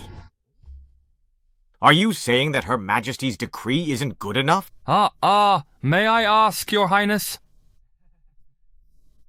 Your Highness, Prince of Qin, just think about it. Once those princes enter the court as officials, their futures will all be in Her Majesty's hands.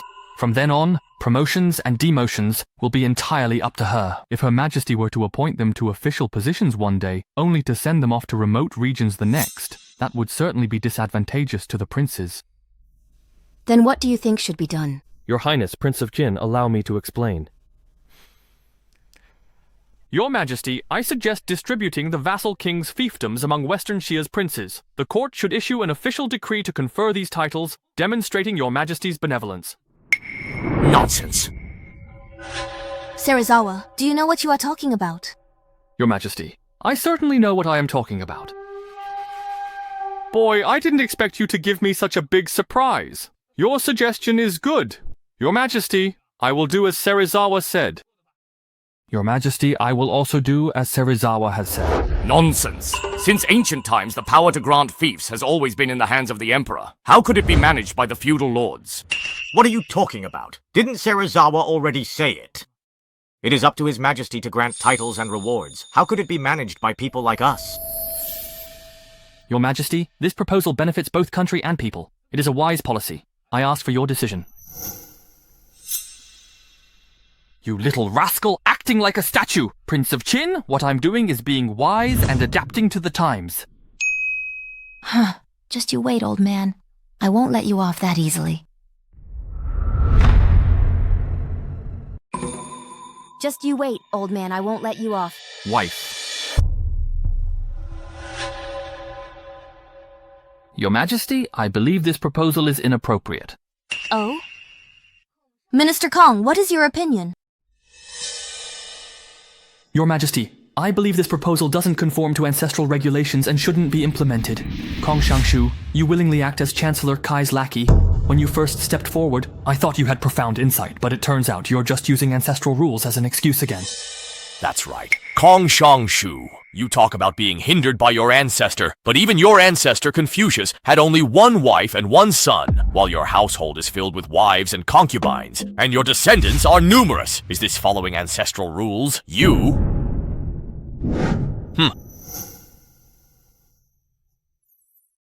Prince Key, stop being unreasonable. Wives, concubines, and children are family matters, while the enfeoffment of princes is a matter of state. How can the two be confused? Kai, you are mistaken. As for Qin, this law is merely about dividing what already belongs to us among this king's sons. This is also a family matter of mine, so why do you insist on obstructing it at every turn? This is truly exciting. Watching it live is so much more thrilling than on TV. Television is just a bunch of students. How could they possibly compare to these old foxes of the court? But what do you mean by watching it live?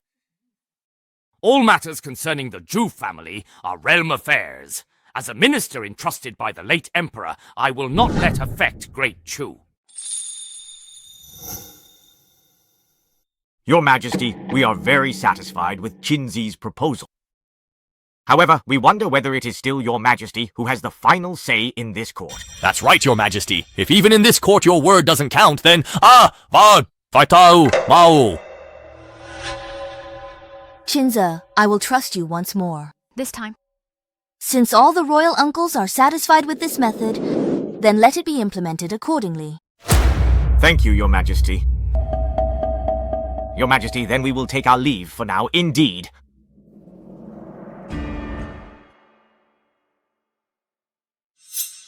Your Majesty, sowing seeds of disaster today, Chu will surely fall because of warlords. How can you say that?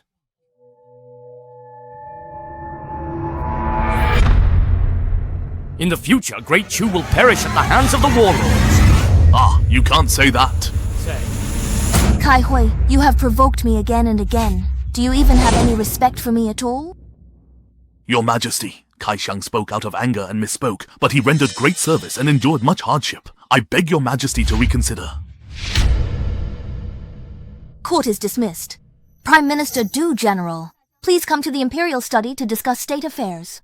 Yes, I obey Your Majesty's command. Respectfully seeing Your Majesty off.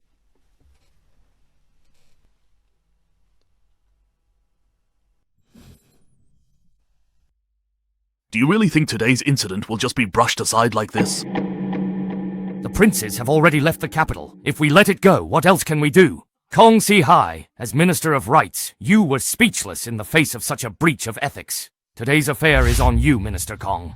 Lord Yu, what exactly are you saying? Do you truly have any reason to object? If you did, then why were you completely speechless just now? Enough! Silence! Arguing and making a scene in the main hall. What kind of decorum is this? I can't believe this girl actually listened to the words of her lover and started speculating. How could that little brat, still wet behind the ears, possibly be compared to your esteemed Kai family? After going through the Gao Lishi regiment, I thought she had grown more capable. But now it seems she's still just a naive little girl. Humph. The Empress may have gotten through this round, but there are many more to come.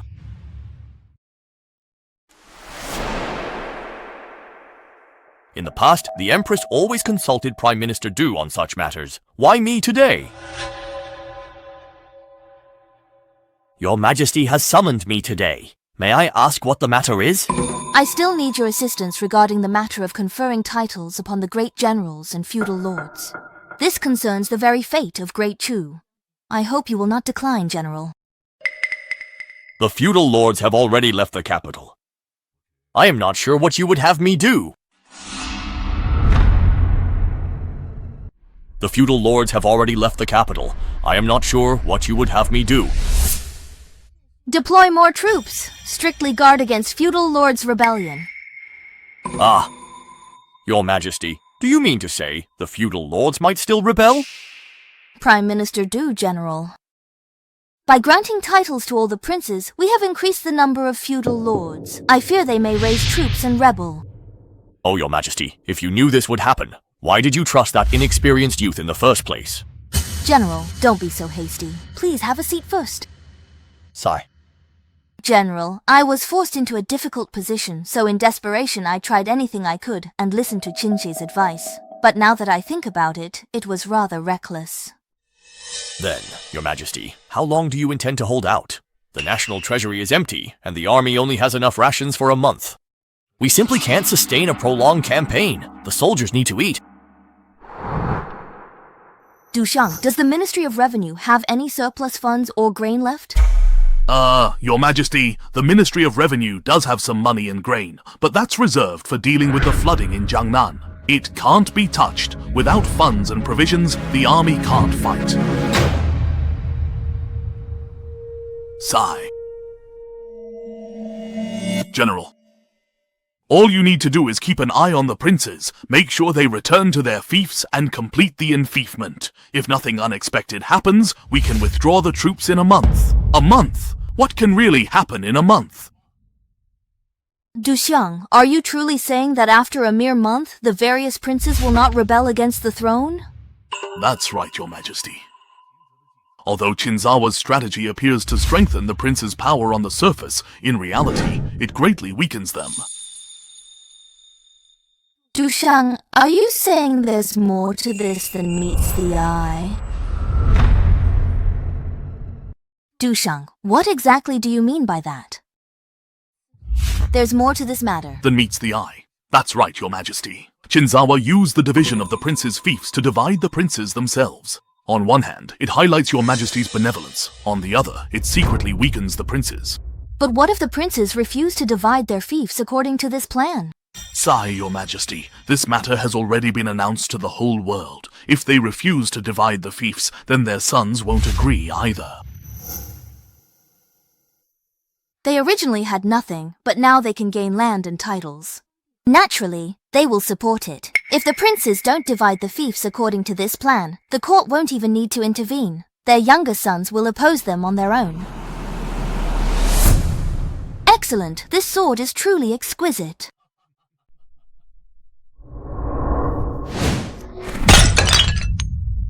Fools, short-sighted, incapable of great achievement, satisfied with the tiniest petty gain, useless. Father, what's wrong? Even though we didn't quite achieve our ultimate goal, we didn't suffer any significant losses either, did we? What do you know? A bunch of foolish individuals all getting played by a young brat. Father, what exactly is going on? This so-called Qinzawa method may seem to give feudal lords power to grant titles at will, but in reality, it weakens their influence. With Qin fractured, do they still have the ability to threaten the court's position? What? Father, then we should quickly send someone to inform those feudal lords. It's too late. The imperial edict has already been issued, and word of this has spread throughout the land. Even if those feudal lords want to defy the order, their sons won't agree to it. Father, then what should we do now? I didn't expect this newly appointed top scholar to have such abilities.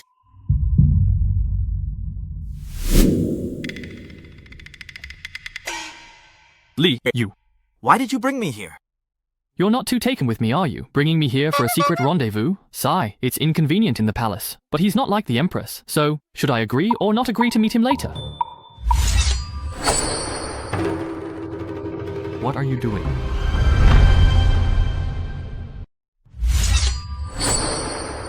You traitor! His Majesty has treated you well. Why would you betray the Emperor? Betray? I haven't done that. Still denying it? You know the feudal lords are His Majesty's enemies. If you haven't betrayed the Emperor, why stand with them? You've misunderstood. I'm not siding with the feudal lords. I'm setting them up. This woman is all bust and no brains. Compared to her, the Empress is smarter.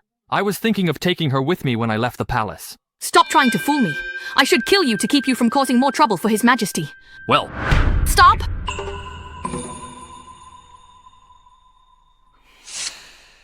His Majesty.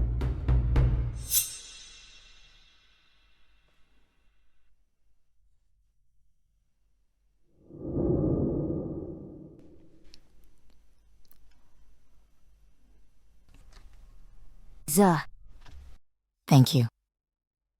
If you really want to thank me, I will just let me out of the palace. Your Majesty, these are what I truly should do.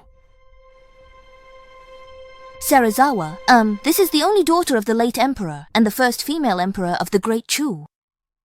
Since ascending the throne, he has been working day and night, walking on thin ice. But the results are still minimal. The court is still controlled by Kai Hui and his faction.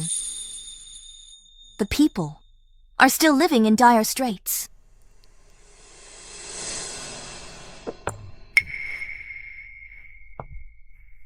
Even the capital, right under the emperor's feet, is like this. So what must it be like in places I cannot see? What kind of situation must it be there? Serizawa, tell me. Is it because I am a woman that heaven is displeased? And has sent down punishment? Oh, Your Majesty. The corruption in the court is an old problem from the previous dynasty. The suffering of the people, whether from natural disasters or man-made calamities, has all been blamed on Your Majesty alone. The fact that Your Majesty can see all this already makes you a rare, wise ruler in this world.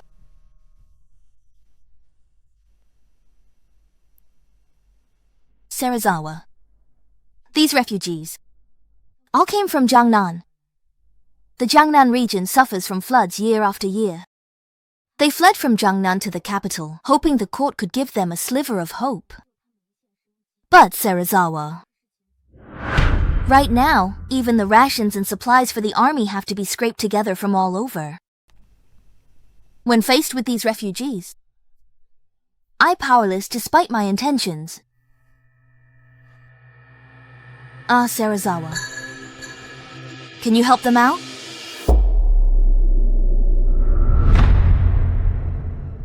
Your Majesty, high-ranking officials are at a loss. How could a mere 6th-rank chronicler like me take on such a great responsibility?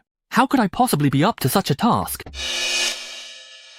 If I accept this assignment, who knows how long it will take before I can leave the palace?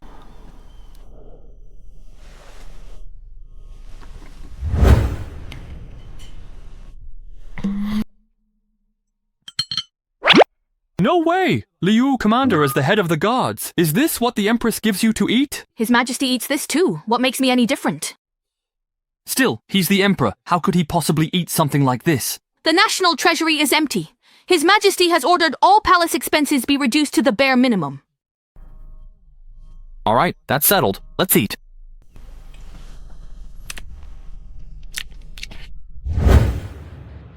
Your Majesty, since floods hit Jang Nan yearly, why not dredge and manage waterways instead of letting things slide? I've only been on the throne for a year. When my father was in power, he spent a fortune on flood control, but the results were minimal. The following year, the floods still came as usual. So even after managing it, the floods still happen. Jang Nan is the private playground of Kai Hui's faction. They line their own pockets with government funds under various pretexts. Tell me, if the floods stopped, what excuse would they have to ask the court for more money? So it seems that even having money wouldn't solve the problem. The money issue is easy to solve. This Yantang ice wine can make a lot of money casually, but no matter how much money you make, it's a bottomless pit. Serizawa. You can earn money. Alas, Your Majesty, money is a small matter, but in the current situation, no amount of money can help. Serizawa, help me. Whatever request you make, I will agree to it. You really will agree to anything I ask? Sigh, Your Majesty. I can help you earn some silver, but no matter how much silver there is, it will eventually run out. The root cause of the flooding in Jang Nan isn't about money. Your Majesty should appoint a loyal minister who is both virtuous and capable. Go to Jang Nan to manage the flood disaster. What if I send you to Jang Nan to handle the flood disaster? Do you have confidence?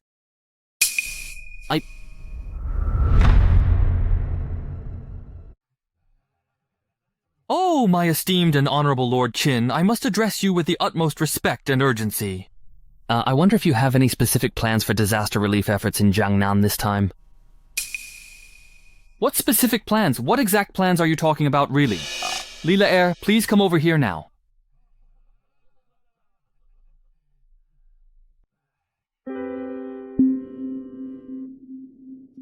I heard from Chancellor Kai that His Majesty sent you to Jang Nan this time. To clean up the officialdom in Jang Nan. I wonder if that's true. Oh my goodness, Lord Li, I say. Oh. You have truly tricked me. Oh, esteemed Lord Qin, could you please provide me with some profound insight into what His Imperial Majesty is genuinely contemplating and truly thinking? Lord Li, you truly deserve your title as the military governor of Jang Nan. So clever. These floods in Jang Nan happen every year, year after year. The Imperial Court has long been overwhelmed. You see, His Majesty doesn't want to keep allocating funds, but he also doesn't want to take the blame. Lord Li, you know that someone absolutely has to take the fall for this situation, right? So, His Imperial Majesty has personally sent me here just to help him find a truly suitable scapegoat. Ah. What? This is... There is no need to panic, Lord Li. As the Imperial Envoy, I am here to assist. Isn't it just a matter of a word if I want someone to take the blame? Ah. Come, my lord, please. Please, my lord. Where exactly is Lord Qin? You know, all of us here are wholeheartedly devoted to the people and truly loyal to His Majesty. I sincerely hope Lord Qin fully understands. Wow, a truly magnificent golden legend. Ah, this... Lord Li, this... Lord Qin, we've heard that the Imperial Court is currently facing significant difficulties. Even when you personally came to Jang Nan, you only brought a single bodyguard with you. We truly cannot bear to witness this unfortunate situation, so we thought we could help alleviate some of Lord Qin's pressing worries, so I... Warning, warning, warning, warning, warning. This is an urgent warning. I won't take it off, I won't take it off, I won't take it off. As an Imperial envoy, for me to accept Lord Li's gift, it's against the rules. You really shouldn't. Oh dear, return it, send it back.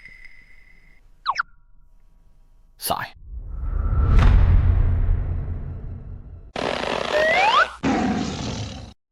Oh yes. Ah, look at just how incredibly careless I am. This was entirely my own oversight. I almost completely ruined Lord Qin's esteemed reputation for integrity, didn't I?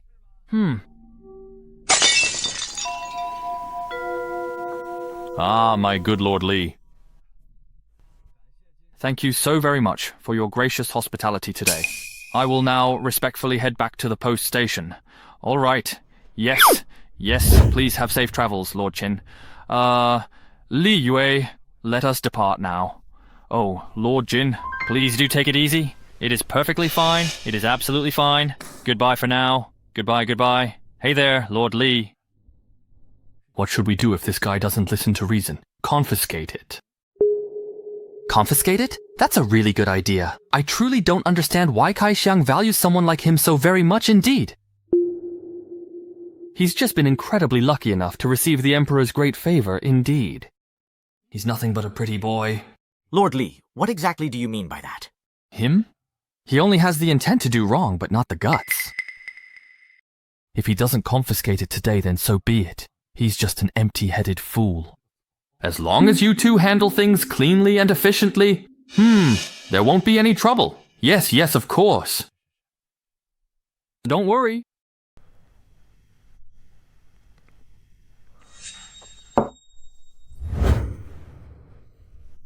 Take care, my lord. Let's go. Ah, Lord Wang. All right, Lord Zhao, after you.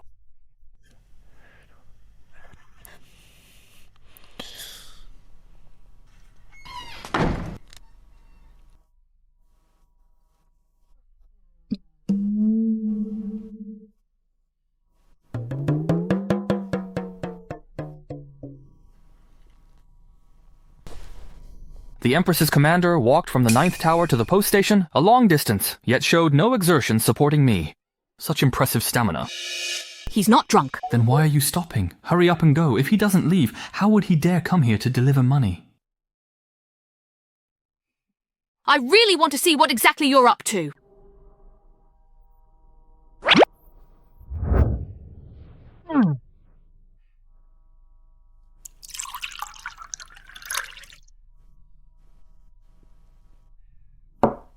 Now I just have to wait for someone to come and give me money. So, what percentage would be appropriate? 70-30 won't do. That's too much. Forget it. Let's go with 80-20. Who's going to come to your door and give you money? Who's going to come to your door and give you money? Didn't you leave already? Be honest, who's going to give you money? When did this woman get so clever? I told the Empress I wanted to bring her because I thought she was naive. Don't treat me like a fool. Be honest with me. Since he already saw it, I might as well tell him. Maybe I can kill 2 birds with 1 stone. All right. Just put the sword down first and I'll explain everything to you slowly.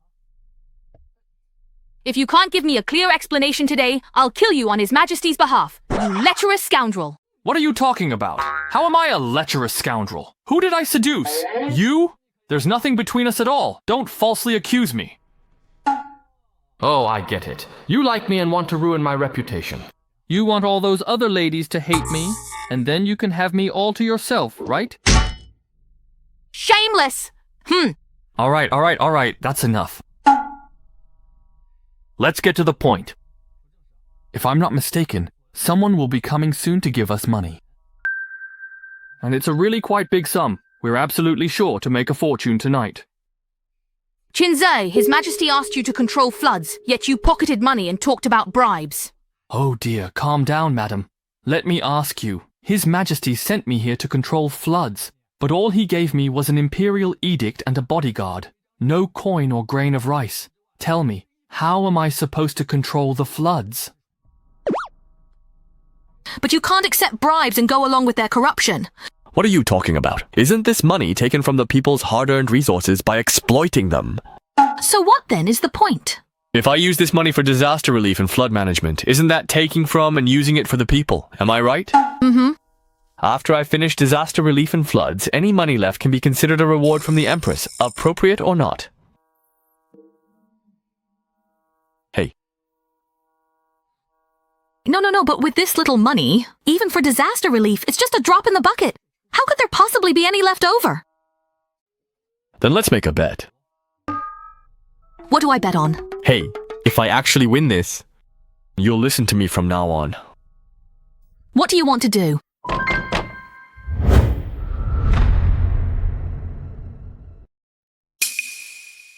Lord Qin, please hurry and stand up. Quick! Why do I have to really hide?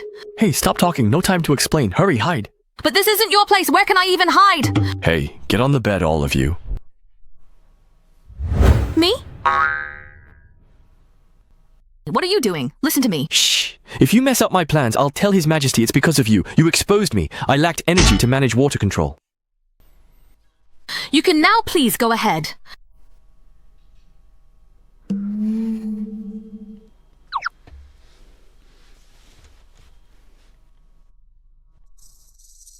Someone, please come in.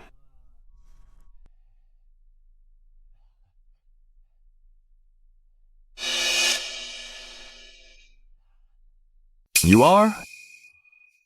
I am Wang Bin, Deputy Inspector of Jang Nan, greeting you, my lord. Ah yes, we just met in the restaurant, didn't we? Ha, Lord Wang, we've definitely met before, we've certainly met. I wonder what brings you here so late at night, Lord Wang. Just now, I saw that the Lord was a little drunk at the restaurant. So, send the Master a bowl of hangover soup. I see, that's how it is. Then Master Wang is thoughtful. Hey there, my dear good sir. Alas, the persistent and critical flood issue still profoundly needs your strong, decisive, and unwavering leadership, as the overall health and well-being of the entire community are far more important and paramount. Otherwise, please do earnestly try it.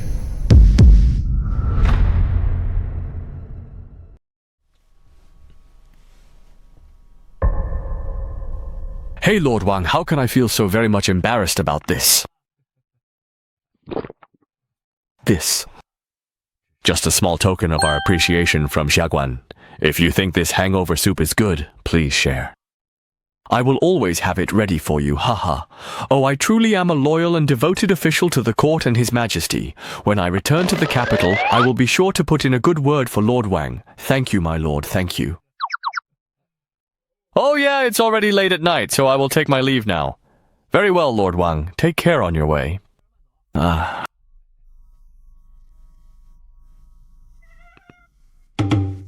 This is truly my significant capital for getting rich after leaving the Grand Palace. All right, you want to line your own pockets? Wait until we return to the capital and see how His Majesty deals with you.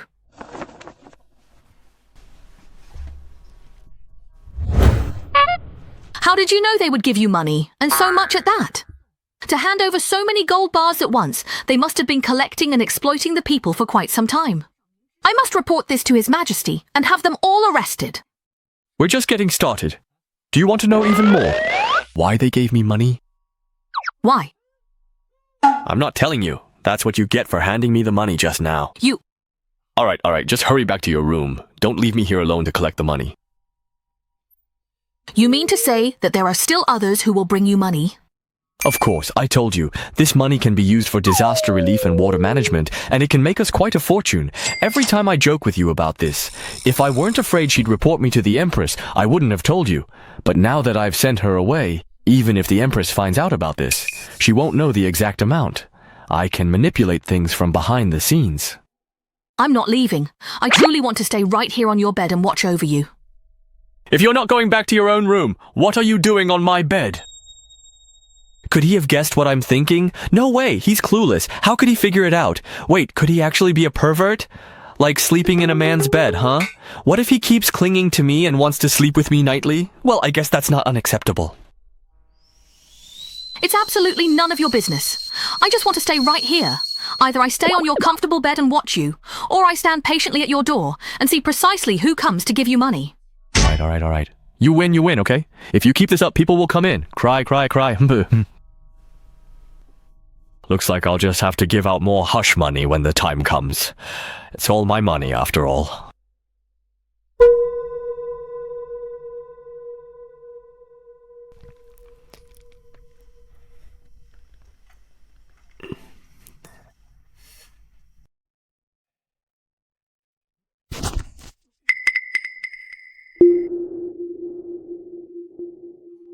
Sir, Lord Zhou, indeed.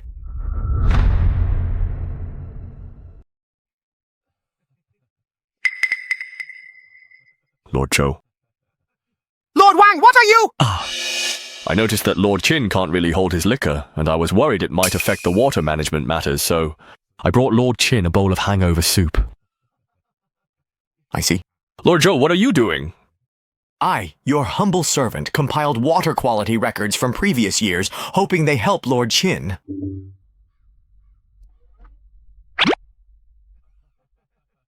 The water quality records, they're a bit old, and there have been some delays.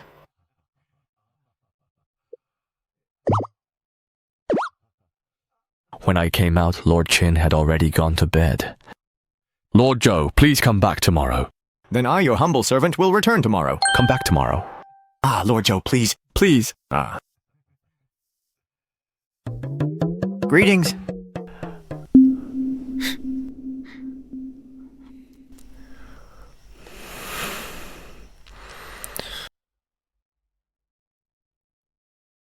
Well, it looks like I'll definitely have to come back again tomorrow, it seems.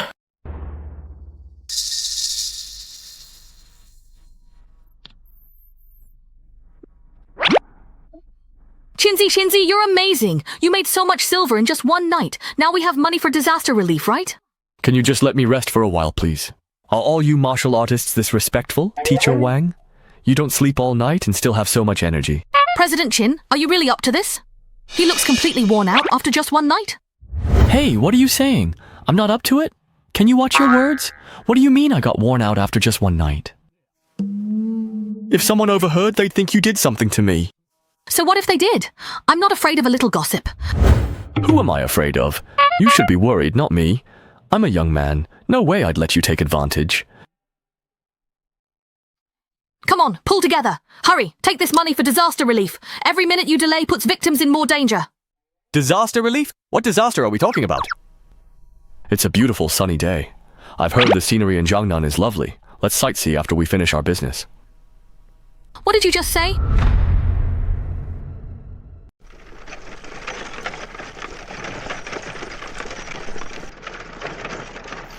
President Qin, what exactly are you trying to do? Last night you said you had no money, and now you do, but you're here enjoying yourself. Have you looked at those disaster victims? I saw them, so what? That foolish woman wouldn't know the real situation unless she saw it herself. She can't possibly rely on reports from local officials, can she? But if there's a misunderstanding, so be it. Let her accuse me, let the Empress dismiss me. Looks like I misunderstood you again. Yeah, I'm sorry, I was just too anxious earlier. Since you're the Imperial Envoy, it's your call. This woman actually apologized. Now that's rare. If you dare to talk back to me, the Imperial Envoy, I'll have the Empress send you as my concubine. You wouldn't dare. Just watch me. You can't even sit steady in a carriage, and you still won't admit you're not up to it? You. I may not know if I'm up to it, but I do know the ruler of Liyue definitely is. You scoundrel indeed. This little girl wants to spar with me.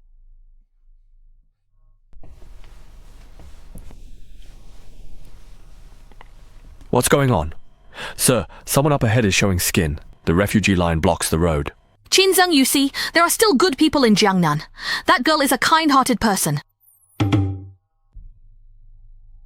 Is it truly good? I honestly don't know if this particular item is really that big.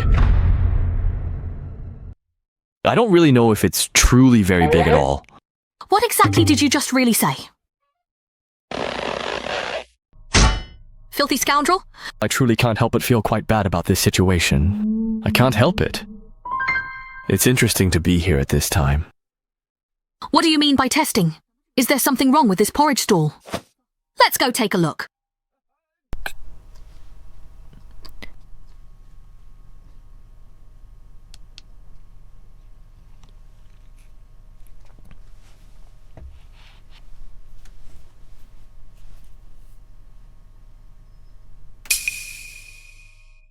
Young master, are you refugees as well, perhaps? You can really firmly hold your ground. What exactly is going on? It's nothing. We're not refugees. We just saw someone giving out porridge here and got curious, so we came to take a look. Since you've seen what you wanted, and there's nothing else, please leave now, young master. Please don't interfere with distributing porridge to the people behind you. Miss, I am Qinzi, the Imperial Envoy sent by the court to manage Jang Nan Waterworks. May I ask your family? When I return to the palace, I will report your good deeds to His Majesty. So you are Qinzi. You may look decent, but you're just a corrupt official. You're not welcome. Please leave, and don't interfere with my porridge distribution. Did this woman take gunpowder? Why is she so hot-tempered? Hormonal imbalance. Before I left, Your Highness said that those who can hear Qinzei's inner voice are mostly trustworthy. It seems Lord Li can't hear, so there's something fishy about this porridge distribution. How dare you disrespect the Imperial Envoy? Stop! You court lackeys have ignored the flooding in Jang Nan, and now you want to harm Miss Li as well. What do you expect us to do in this situation? That's right, fellow villagers. There's flooding in Jang Nan, but the court hasn't sent any aid at all. And yet these two corrupt officials are still trying to take concubines and targeting Miss Li. Can we allow this? No, we can't. We can't allow it. Fellow villagers, no! We can't allow this. Since the court ignores us, we'll beat this corrupt official for Miss Li and vent our anger for her. You go first, I'll hold them off. Beat him to death, my dear brother, right now! Sister Liyue, I'm so scared. You must protect me, okay? Still putting on such a convincing act. Makes me want to laugh, but I still have to thank you all. Otherwise, how would I get the chance to hold this little thing? The feel, the curves. If you don't let go, I'll chop off your filthy hand. Scared? I'm scared.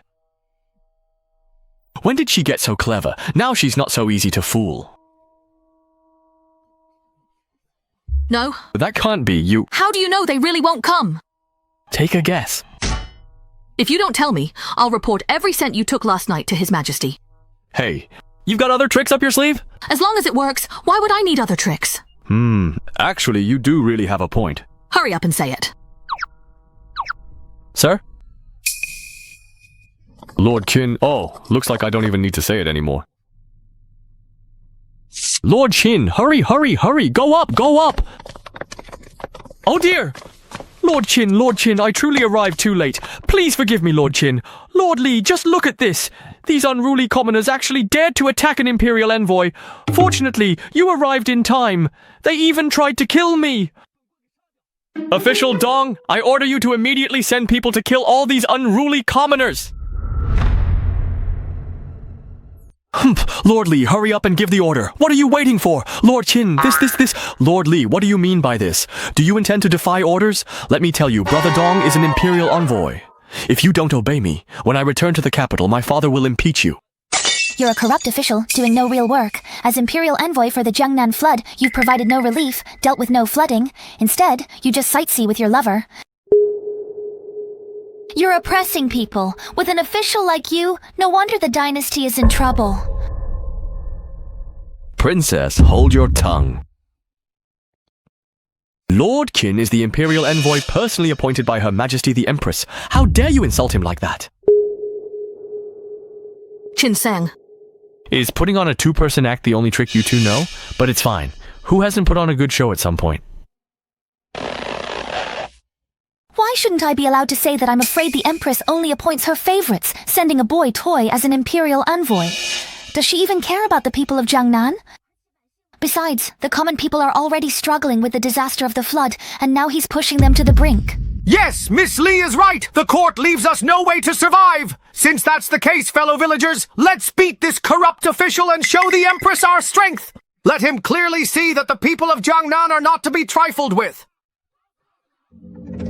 Lord Li, what exactly do you mean by this? Is your esteemed Li family truly planning to rebel? Oh dear, Lord Qin, you've misunderstood. This is a huge misunderstanding. My lord, look at how riled up the crowd is. Let's discuss this at length elsewhere, shall we? Come on, let's go quickly.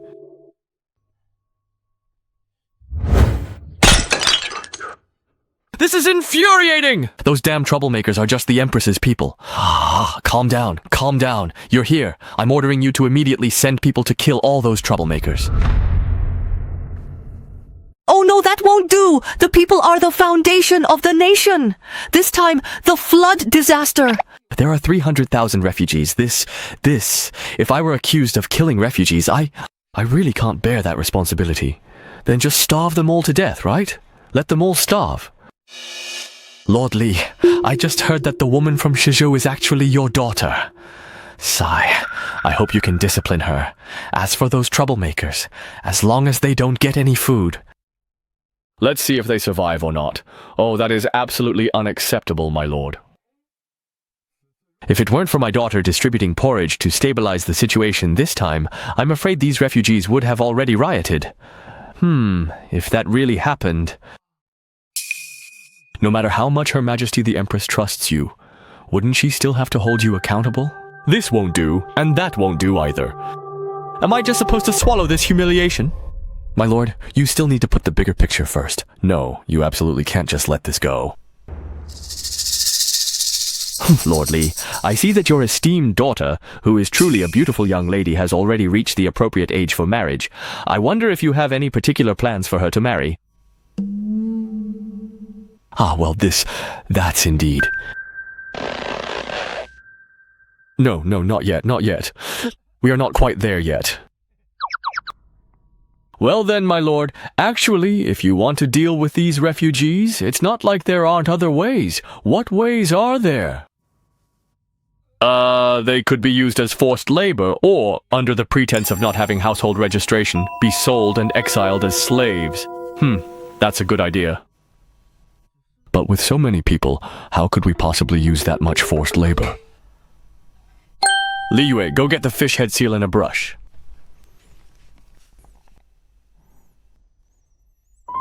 This pretty boy really does have skill at coaxing women. Not only did he win over the Empress, but now he's got her guard commander wrapped around his finger. If the ruler were to go to his side... No, this time, whatever he wants, we must support him with all our might. We absolutely can't let him get any other ideas.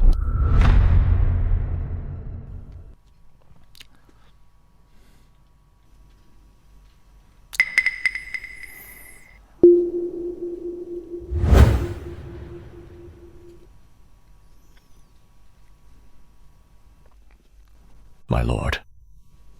What are you doing? Although the lines drawn on this map indicate where to dig ditches and where to build embankments, just let the refugees handle it. As long as they don't die, they're not allowed to stop. This is clearly just scribbling nonsense, but I'll let you mess around. But my lord, these refugees haven't had anything to eat or drink for days. I'm afraid they won't get much work done, and by then, they might just die from exhaustion. What? If they die from doing so little work, how can that be acceptable? Lord Lin, I still have some silver stored at the post station. Use that money to give the refugees some food, but remember, don't let them eat too well. Just enough to make sure they can work for me, that's all. The money you saved is probably the life-saving money my men earned under me, isn't it? Oh dear, my lord. Having refugees do labor is truly unprecedented. If the Empress were to find out, wouldn't this affect your reputation as well? Reputation? What's that worth? I serve the Empress herself. Do you think I'd be afraid of something like that? Don't worry about anything else. Just do as I say. If I don't vent this anger, I just can't accept it. Lord Qin, rest assured, I will strictly carry out your plan. Then you may leave for now. If there's nothing else, don't disturb me. I want to properly experience the local customs and culture of Jang Nan. Oh yes, then I will take my leave. Go on.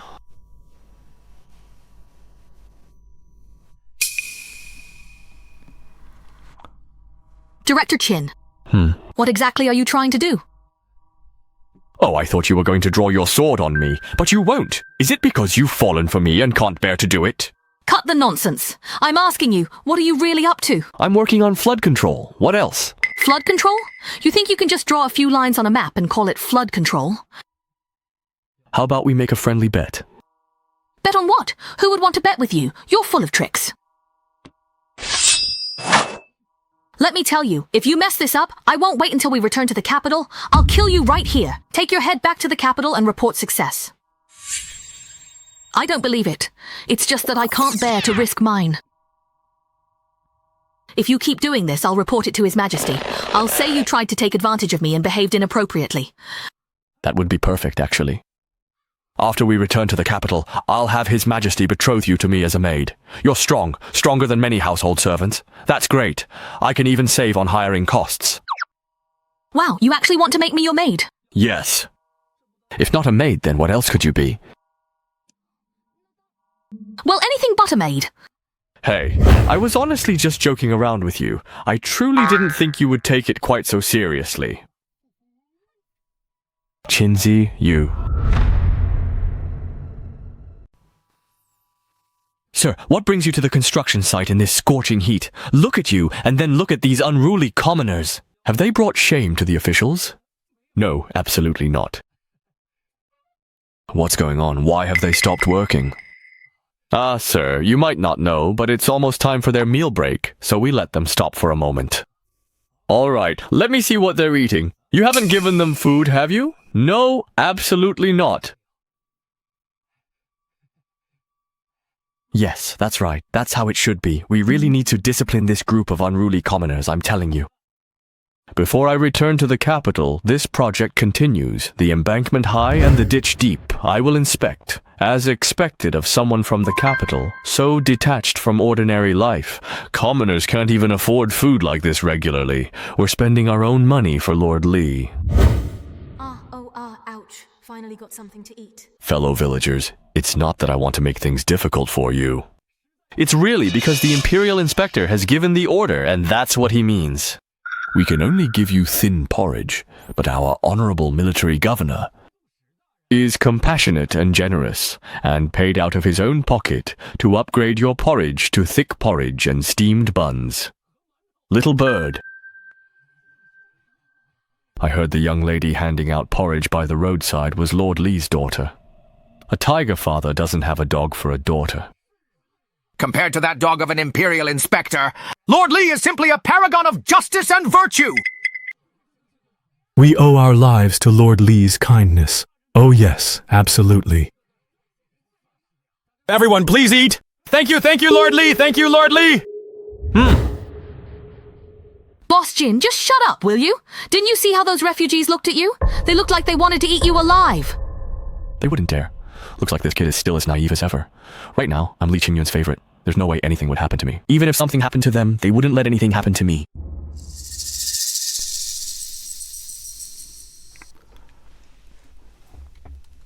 I heard that Shinzawa went to inspect the construction site again. What do you all think? What else is there to think? The hostage prince is too weak to be of any real use. All those dikes and canals he's built are just to torment these lowly commoners. Prime Minister Kai, our attention to this Shinzawa is not without reason. At the very least, he understands the principle of reciprocity. Father, are you genuinely saying that this drawing wasn't done casually by him? Father, are you saying that this drawing wasn't done casually by him? Of course. Here, take a look. Can you spot anything unusual in this drawing? The dikes in this drawing are built around our territory, and these canals are where those outcasts live. In other words, the outcasts building the dikes can actually protect our property. What the princess said is quite right indeed. Yeah, you can tell just from this. That kid Shinzawa really does have a truly remarkable way to win the Empress's favor. So that's how it is. I had heard before that dikes were being built near the Wang family, and I thought it was just a coincidence. I never expected there to be such a story behind it. I just truly didn't expect that young kid to possess such intricate schemes. I really truly underestimated him quite significantly. I have already meticulously recorded all of his actions for you, my dear father. And I have also already reported every single detail of it to the esteemed Prime Minister. Once he returns to the capital, we'll make sure he never recovers from this. You mean you're still going to let him return to the capital? What's wrong? I really just do not like the way she always looks at me. Oh? What is it? Return to the capital! Return to the capital! Yuji is about to arrive. I don't want to die! Shinza, His Majesty sent you to manage the water to protect the land and people before the rainy season. Now with the rainy season approaching, you're abandoning your post and fleeing. If you go back now, His Majesty will have you killed. What, are you worried about me? At a time like this, you're still saying such things? Even if His Majesty could tolerate you, do you really think Kai Hui and his faction would let you go? Jang Nan's rainy season floods are severe, not safe. I don't want to die. If you won't come, I'll go alone. Then go if you want, but I'm not leaving. Since His Majesty sent me here, I won't abandon the people of Jang Nan.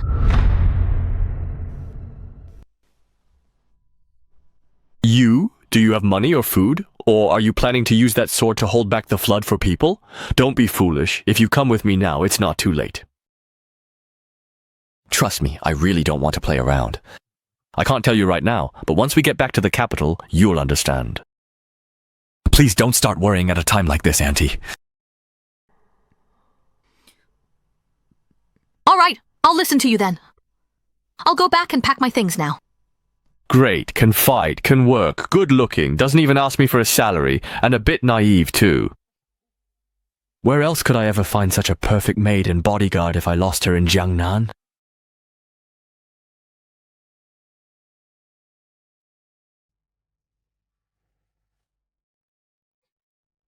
Absurd. How dare you, Chinza? Do you admit your guilt? Your Majesty, I acknowledge my guilt. Qinze extorted bribes by force in Jang Nan, amassed wealth unscrupulously, and mistreated refugees. He conscripted them for corvée labor, forcing them to dig at their stations, which caused public outrage and left people destitute. I implore your Majesty to severely punish this criminal at once. Chinza, do you admit to the accusations made by Minister Kai? Your Majesty, I have been wronged. All that money was given to me willingly by them. I had never seen so much money since I was a child, so Your Majesty, I truly did not extort bribes by force. So, what you're saying is, you're admitting to accepting bribes? Yes, certainly. Of course, if Xiao Liang didn't ask for money and I didn't take any, how would I afford to keep birds? But I'll just let him think I took the money back. Surely no emperor could tolerate such an arrogant and corrupt official like me, right? But according to the law, high officials can't be sentenced to death. He can only demote me to a commoner and strip me of my position. Perfect. Yes, he went to Jang Nan all by himself, with absolutely nothing but Li Yue as his personal bodyguard. It really wasn't easy for him.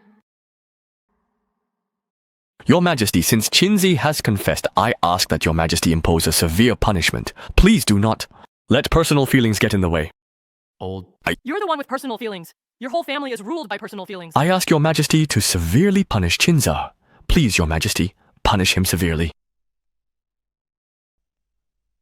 Prime Minister Kai, since you claim that Qinzi has indeed accepted bribes, then those individuals who offered these bribes should also be held accountable. I will have all of the bribers escorted to the capital at once. Hold them all accountable, my loyal guards. No, you can't. Jang Nan is my Kai family's territory. The officials in Jang Nan are an important asset to our court. If we do as Her Majesty says, wouldn't that mean uprooting everything? This girl knows how to scheme. Sacrificing Qinzi in exchange for officials from my Jang Nan faction. Your Majesty, please don't be hasty. I believe this matter requires further discussion. Oh? Wasn't it Prime Minister Kai who just now truly and genuinely wanted to punish Qinzi? Your Majesty, Qinzi has only just taken office and was momentarily confused. Moreover, there's a lack of evidence regarding hand-drawn map.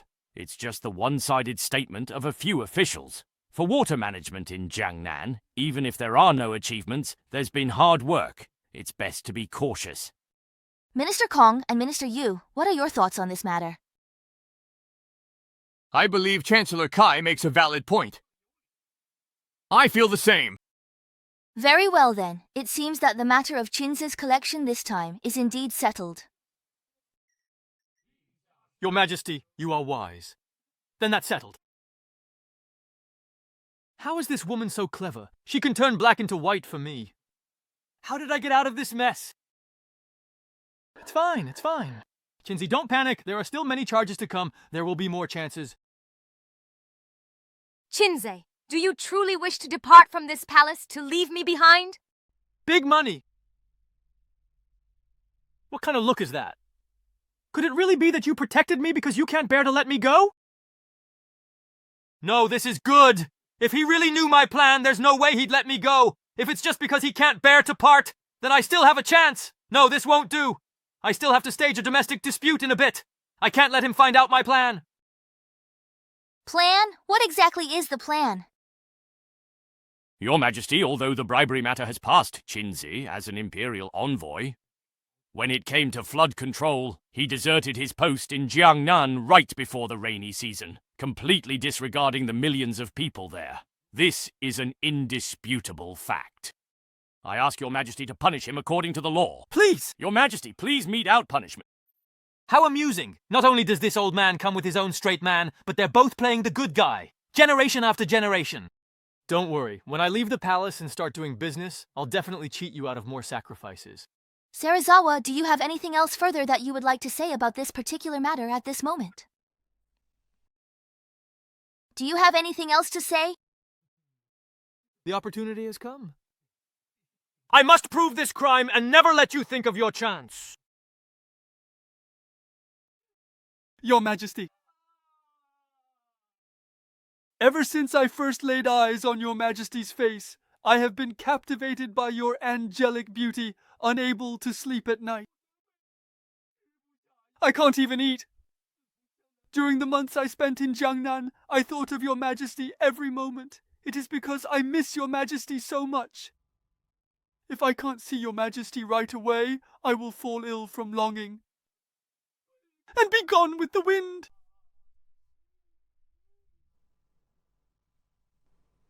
Huh, stunned, aren't you? Putting on an Oscar-worthy performance here, your head must be spinning. I bet you never expected I'd come back this time. It's because Li Qingyun is about to have murderous intentions toward me.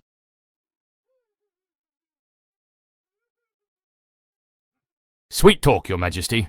This is surely just an excuse from Qinzi, Your Majesty. You must not trust it lightly. Yes, Your Majesty, Qinzi is definitely trying to shirk responsibility and is using flowery words to confuse you. You absolutely must not be deceived by this person, Your Majesty. Flowery words, cunning and malicious. Chinzi, after all, you are a dignified 6th rank official. In a place as important as the Imperial Study. You confessed your feelings to His Highness. Do you have any sense of propriety, justice, integrity, shame? You are unworthy of being a son or scholar.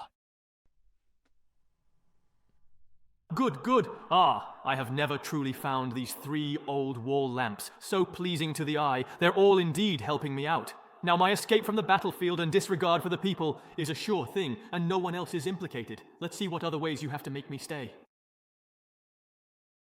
Come on, come on. Say more. Keep talking, please. Your Majesty, I know I am guilty and do not dare to beg for mercy, but the commander of Liu was only forced by me to return to the capital. I also beg your Majesty not to implicate the commander of Liu. Hey! Now that Liu woman is in the clear too. Let's see who else can help me when news from Jang Nan arrives. I would have long been as free as the sea and sky, soaring wherever I please. Just thinking about it gets me a little excited. Your Majesty, Chinzawa has already confessed. Chinzawa, as an imperial envoy, deserted the battlefield. A grave and unforgivable crime. I believe he should be demoted to commoner status, shackled, and exiled to Lingnan. Your Majesty, in my opinion, although Chinzawa returned to the capital without successfully managing the flood, the fundamental reason was the lack of funds and grain, which is understandable. So, this time, while the water management achieved nothing, it also caused no harm. Therefore, there is no need for reward or punishment which would demonstrate your Majesty's benevolence. Old man, what are you meddling in now? Again, exactly.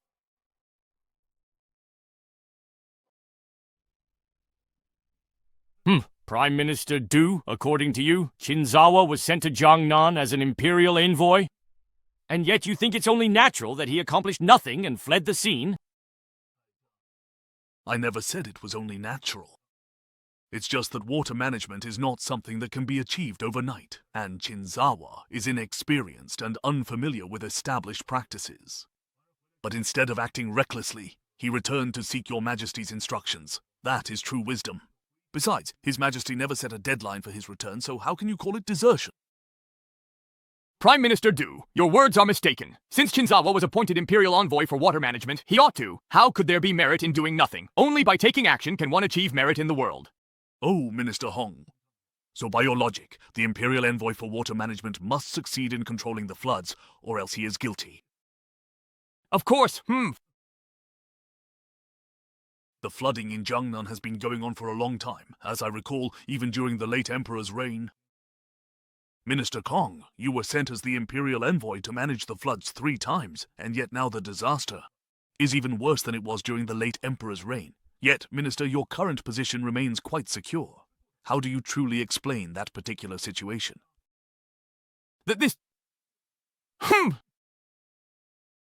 Nowadays, many high-ranking officials in the court have also been sent as imperial envoys to Jang Nan to manage the floods. That includes Prime Minister Kai and myself. Sigh, but year after year the flooding only gets worse. If failing to control the floods and returning without success is considered a crime, then should we also take off our official hats and resign?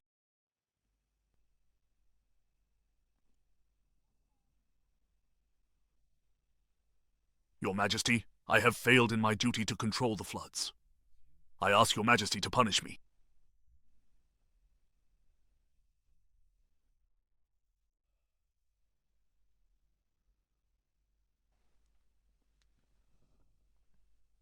Your subject also asks Your Majesty to punish me.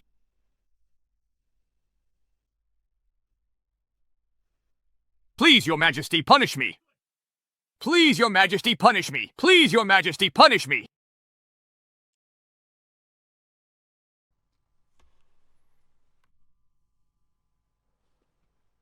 Hey, wait a minute.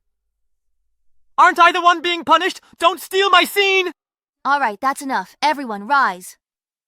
Prime Minister Du is right. Solving the flooding in Jang Nan is not something that can be accomplished overnight. I trust all of you, my loyal ministers. Everyone has done their best. Thank you, Your Majesty.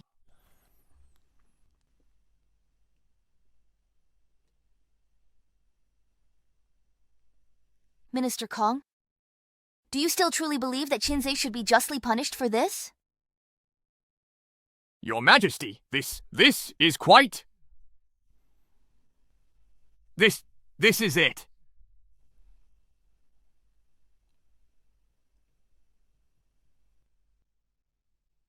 Your Majesty, Chinze is a newly appointed third-place scholar, lacking experience. His flood control shortcomings are understandable. However, this flood control shows Chinze is immature and not yet capable of handling things alone. Your Majesty, from now on, never entrust him with such important responsibilities again. Prime Minister Kai is right. At critical moments, you are still the reliable one. That Du Juanlin, that old fool, almost ruined my grand plans. Just wait. One day I'll come to your house and slip some croton seeds into your food to help clear out your old man's intestines.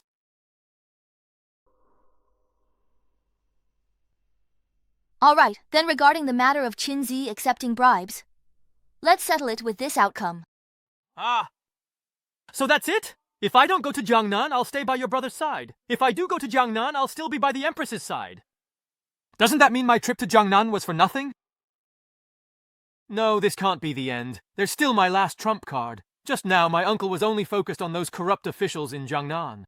There are still so many old fools left in the court, making refugees do corvée labor. This is all my own doing, truly unprecedented. This charge will definitely stick, as long as the rainy season doesn't come early. By the time they realize what's really going on, I'll already be out of the palace. Heavens, give me a chance. Your Majesty, I must impeach Qin. During flood control in Jang Nan, due to grudges, he forcibly conscripted refugees for corvée, built dikes, and dug ditches to divert water. His crimes are heinous. What is it? Prime Minister Kai, is what you say true? Your Majesty, this is a map personally drawn by Chinze during his time in Jiangnan. Present it.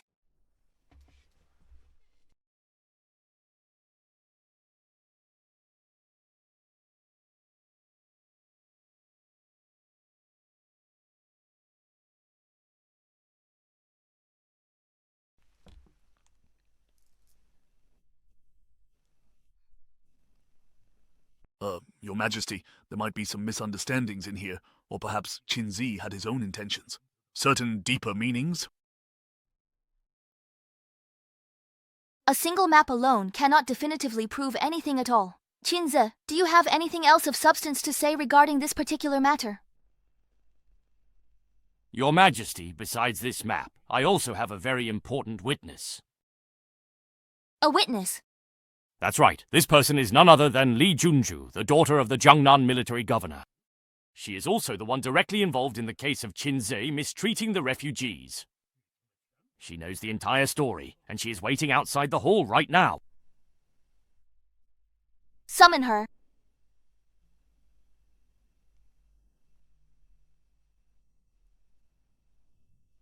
Your subject's daughter, Li Junju, greets your Majesty. Rise. Tell us everything you know in detail. Thank you, Your Majesty. Your Majesty, I am the daughter of Li Qingyun, military governor of Jiangnan. After Lord Qin arrived, he didn't focus on flood control or disaster relief. Instead, he spent his days sightseeing with the commander from Liu. He showed no concern for the common people. After losing their homes, they received no attention from the court. They were plunged into misery. I couldn't bear this, so I set up a porridge stall to provide food, which is how I came into conflict with Lord Qin. What kind of a conflict? Explain in detail. Your Majesty, that day while I was distributing porridge on the street, the people accidentally blocked Lord Qin's carriage while lining up. When some of them tried to explain on my behalf, Lord Qin actually threatened to kill those commoners. Fortunately, my father arrived in time to stop Lord Qin, but I never expected that after returning to the Yamen, Lord Qin would forcibly conscript the commoners for corvée labor. They were made to build embankments and dig ditches, working day after day without rest. Is this true? Yes, this really did happen. So thorough. This old man even prepared witnesses for me. It's practically a one-stop service. After this, I'd almost feel embarrassed to go all out when setting someone up. Your Majesty, for Chinze to dare forcibly conscript refugees for corvée labor is truly a grave injustice in the world. This is truly an unforgivable crime. Minister Kong speaks with reason. Conscripting refugees for corvée labor has never happened. I suggest Qinzi receive the severest punishment as a warning. Your Majesty, public resentment is surging in Jang Nan. If we don't severely punish those responsible, it will be difficult to quell the people's anger. I earnestly beg Your Majesty to punish thee severely? Yes, exactly. Punish me severely. Qinzi, do you really have nothing to explain for yourself? Ah, no. I admit my guilt and ask Your Majesty to punish me. What more explanation do you want? This is exactly the effect I was aiming for. If you want an explanation, figure it out yourself. Anyway, the rainy season is still several days away. By then, I'll be long gone, enjoying my freedom outside. What exactly is he scheming? Li Yue Qinzi, on this trip to Jang Nan, you were the one accompanying him. Everything you saw and heard is indeed true. Your Majesty, actually, I only have one question for you. Yes or no? Yes.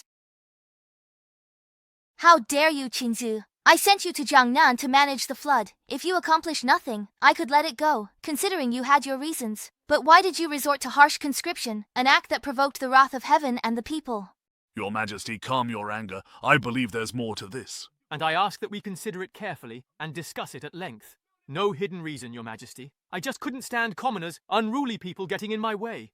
Your Majesty, I am unworthy of being an official. I ask Your Majesty to punish me. That old fool is trying to ruin my plans.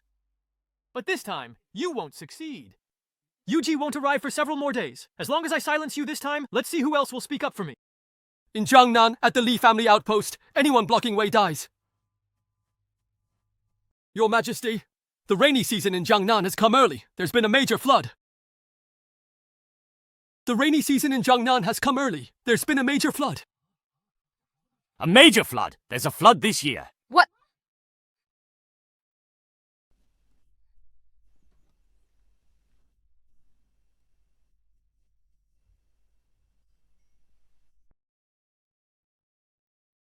Your Majesty, the rainy season came early, and the flooding in Jang Nan is a once-in-a-century disaster. How could this happen? How could this happen? What about the common people? Are they all right? People unharmed. We ask you, my lord, to lead canal repairs. After floodwaters, they turned into gentle streams, but we still face disaster risk. All wastelands became fertile fields, and waters brought up much gold, silver, and jewels. People busy collecting them now. Our gold, silver, and jewels have been washed out. They've come out of the flood. Jules? What? As long as everyone is safe, that's good. As long as everyone is safe, that's good.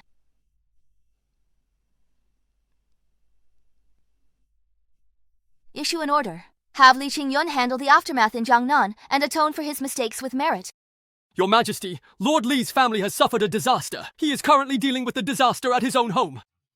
You... Again! Say it again. Our Li family has suffered a disaster? Your Majesty, it's not just Lord Li's family. Almost all the officials' families in Jang Nan have suffered disasters. The losses are devastating. Are you saying that all the officials' families in Jang Nan have suffered disasters? Yes, Your Majesty. I wouldn't dare deceive you. The treasures the commoners dug up from the canal all washed out from their homes. How is that possible? This is all a lie, fake. My Li family is in a unique location, never flooded. How could we suffer this disaster? Your Majesty, please see clearly. I truly wouldn't dare deceive you. How is that possible? I don't believe it. Licia couldn't possibly have suffered a disaster. Enough. What exactly happened? Your Majesty, Lord Qin led refugees to build the canal. Those refugees were resentful, cutting corners. They failed to complete the canal. It became a reservoir for floodwaters, causing the dam to overflow and flood the Li family. What? I understand now. It was all you. You did it on purpose. You treacherous scoundrel. You did it on purpose. I'm going to kill you. You vile, despicable dog! How could you be so incredibly malicious? The devastating floodwaters have truly harmed so many innocent people. No, Miss Lin, you've misunderstood. You really have misunderstood. It was those commoners who cut corners and used shoddy materials. How can you blame me? I kindly helped you build the dike, and yet you accuse me of harming people with water? Bah, you vile dog. You won't die a good death. Miss, Lord Li and I are like brothers, and I get along very well with all my colleagues. Why would I intentionally harm them? Same goes for you, Miss Li. When I left Jang Nan back then, the assassins from your Li family were already prepared, weren't they? It was all a misunderstanding. All a misunderstanding, really. Just a misunderstanding. How could the rainy season have come early? Looks like I won't be able to leave the palace again this time. So, it really was all part of his plan. Enough. Disaster relief is what matters now. Kaixiang, you will take charge of the disaster relief efforts this time. As for Qinzi Liyue, detain her for now and deal with her after the disaster relief is over. Yes, Your Majesty. Court is dismissed. Du Xiang, do you still not understand the 3 crimes Qinze committed in court today? What was the real reason behind all of it? Your Majesty, Qinze is a man of deep thought and flawless strategy. He truly has the talent to govern the world. If we keep him, his future achievements will far surpass those of the late emperor by 100-fold. Du Xiang, wasn't he trying to defame himself in order to leave the palace? It's true he wanted to defame himself to leave the palace, but regarding the flood in Jang Nan, he didn't ask for a single coin from the court, and moreover, he solved the problem once and for all. With such strategy, if he remains in Great Chu, our dynasty could prosper for another 300 years. If Great Chu offends him, then the fall of Great Chu is not far off. Is it really that serious? Your Majesty, do you truly know why he demanded those bribes so aggressively? It was to raise funds for disaster relief. That is one reason. Jang Nan is actually Kai Hui's private domain. The officials there are all from Kai Hui's faction. What he did was simply to hand over leverage so that those officials would lower their guard against him. That way, he wouldn't be hindered at every turn when he tried to do anything.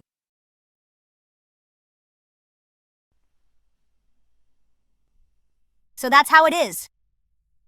Not only that, but according to Commander Liyue, he even deliberately announced at a banquet that the court was planning to stop disaster relief, and the claim that he was sent here to find a scapegoat. In this way, not only did he further lower the vigilance of the Jang Nan officials towards him, but he also sowed discord among the Jang Nan officials, thus resolving his own safety concerns.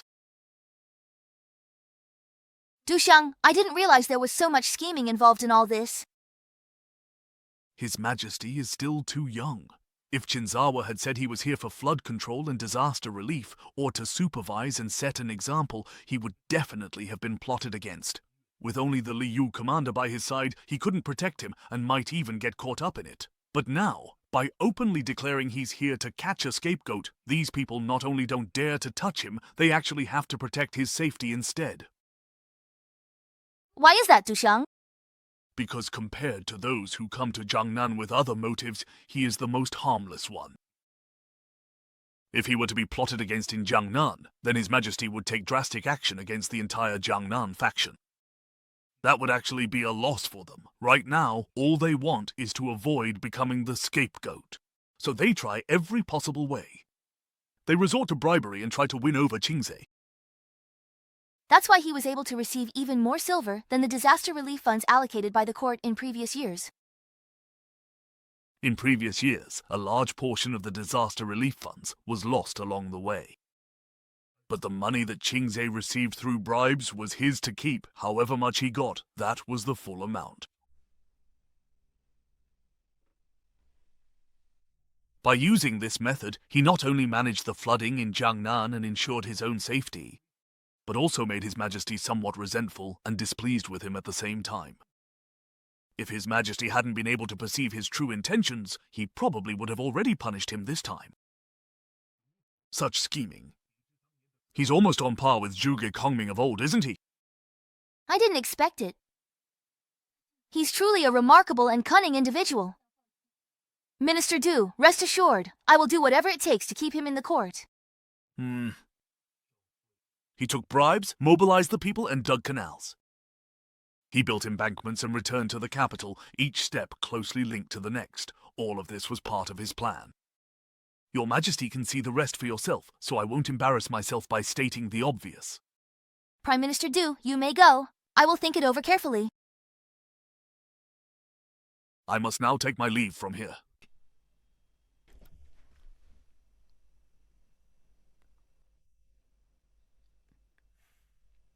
Why are you so determined to leave the palace? Isn't it good to stay in the palace, to stay by His Majesty's side?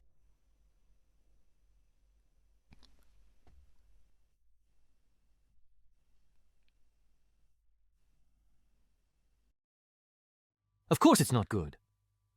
The Empress has treated me quite well, but I still think life outside the palace is better. Unrestrained, free, able to do whatever I want. Sometimes I really can't understand. You're so clever. You handled the Goryeo envoy, the regional lords, and the flooding in Jang Nan with such ease. So why do you think life outside the palace is so free and unrestrained? Before I entered the palace, my family was wealthy and prominent. But with no court connections, we were imprisoned by a minor county magistrate on a trumped-up charge. Our fortune was lost, and we died with grievances unredressed. Although our name was eventually cleared, everyone had already died. And the money was gone too. I was sent to the vanguard camp, and only after surviving there did I earn His Majesty's trust and get the chance to serve by his side. You, a very wealthy young lady. Don't you know that without some family background it's impossible to master both the literary and martial arts? All right. So what really is this vanguard camp anyway?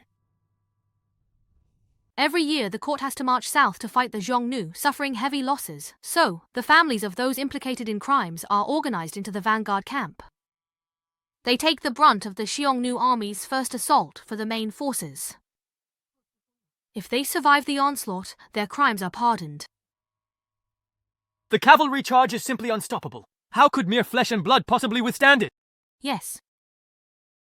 So, out of the entire vanguard camp, I was the only one who survived. Most of the others, not even their remains could be found.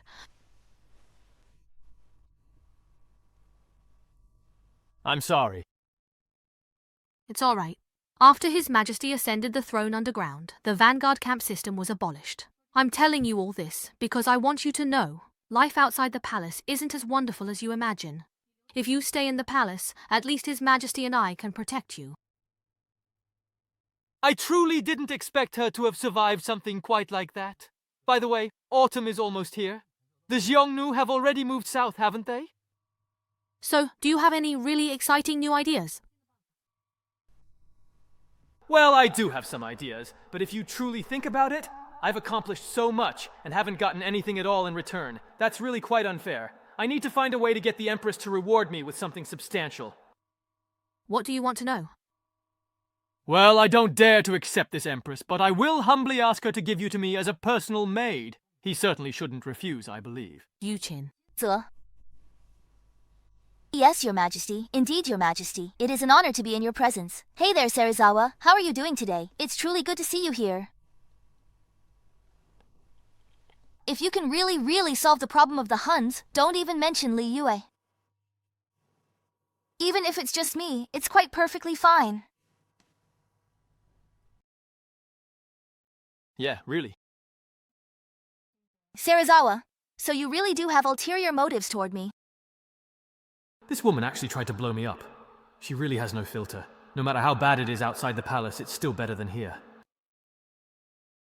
Your Majesty, why are you here? I came to check on you all. Serizawa, I wasn't joking just now. As long as you can resolve the Xiongnu threat, whatever you ask for, I will grant it all. Including you as well? Including me as well.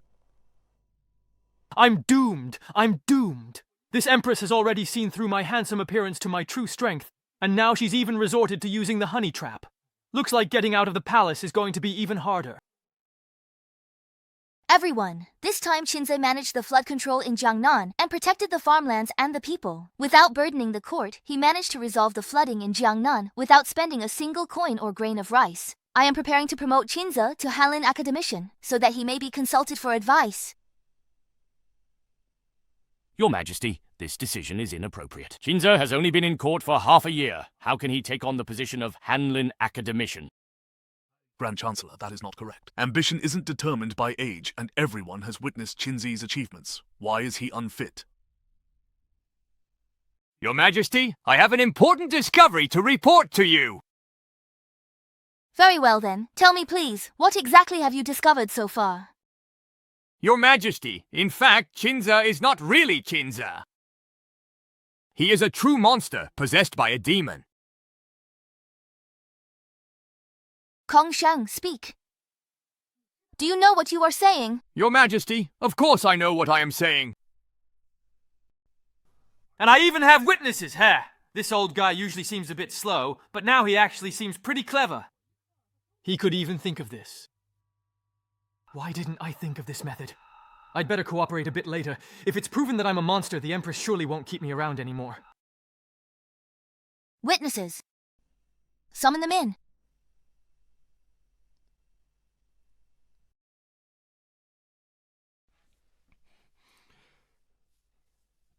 Greetings, Your Majesty.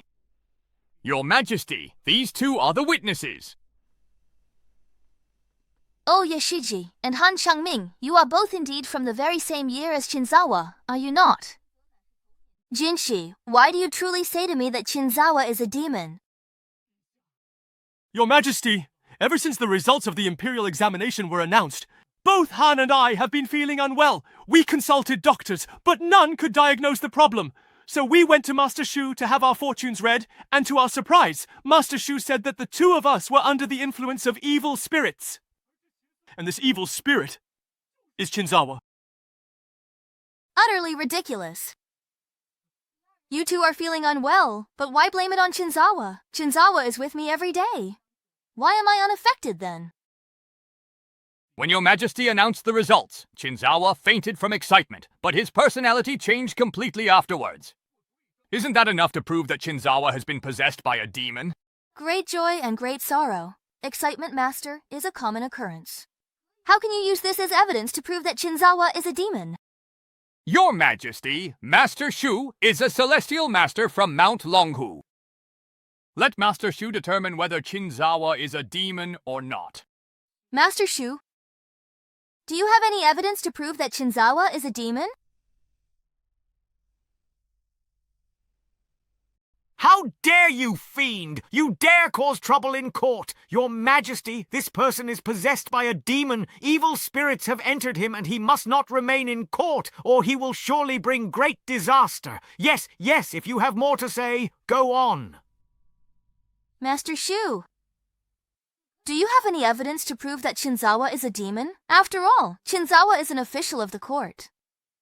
If you make baseless accusations without solid evidence, I will have to punish you as well. I would not have come if I weren't certain. Naturally, I have proof. I only need to cast a spell on this piece of paper, and it will tell Your Majesty whether Chinzi is truly a demon.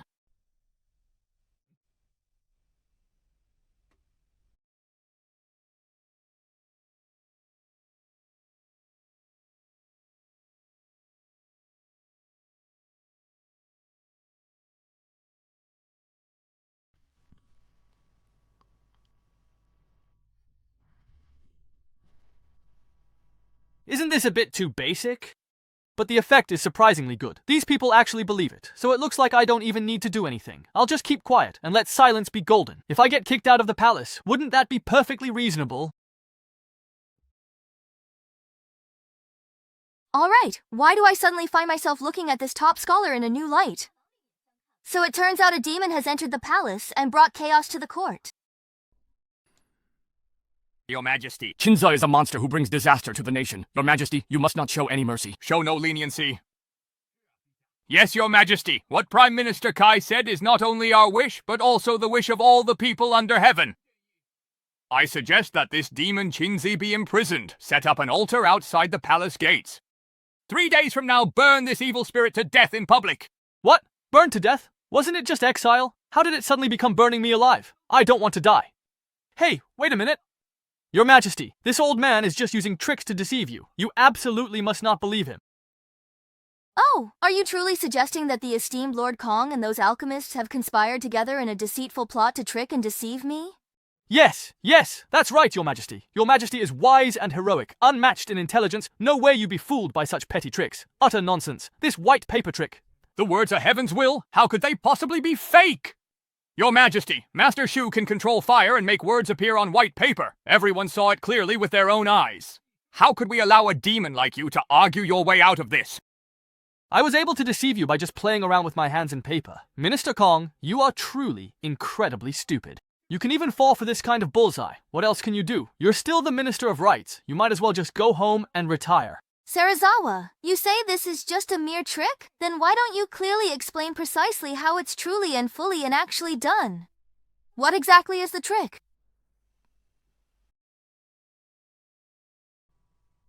To avoid suspicion, this fire control is done by wearing a fake skin layer on the hand, then coating it with white phosphorus. When white phosphorus is exposed to air, it ignites itself. At first, this old man hides his fingers in his sleeves, and when he starts chanting the incantation, when his fingers leave the sleeve, white phosphorus ignites. Writing on white paper is simpler. Just write on the paper with vinegar beforehand and let it dry. It looks no different from regular white paper, but when exposed to intense heat, the original writing appears.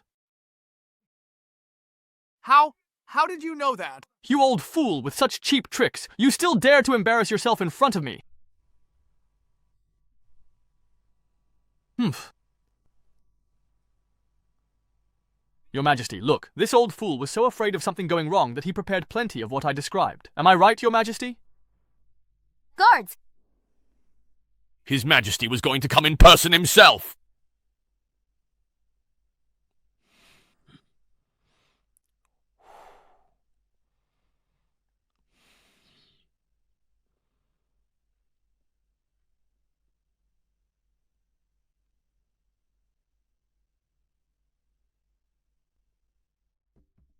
You stinking Taoist. How dare you! Slandering a highly respected court official is a most serious crime, punishable by immediate death. Spare me, please, Your Majesty. I was only following direct orders. I truly had no other choice. General! Let him go. Let him speak. Yes, Your Majesty. Your Majesty! It was all these powerful officials who ordered me to do it. Ha ha! I was just performing rituals for the common people, but these two particular officials came to me. They said if I did exactly as they instructed, they'd pay me a very, very large sum of money. I didn't want to do it at first, but then Lord Kong himself sent people to threaten me. They threatened that if I didn't comply with their demands, there would be severe consequences.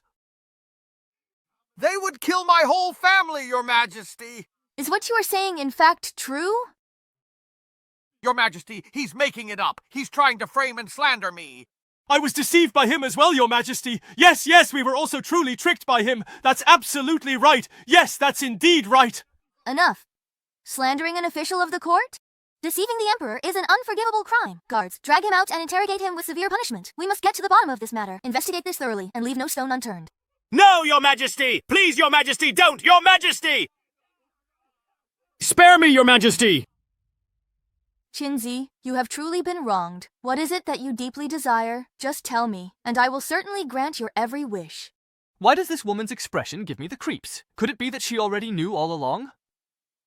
But just now, she acted like she really believed it. Forget it. To be safe, I'd better not ask for anything.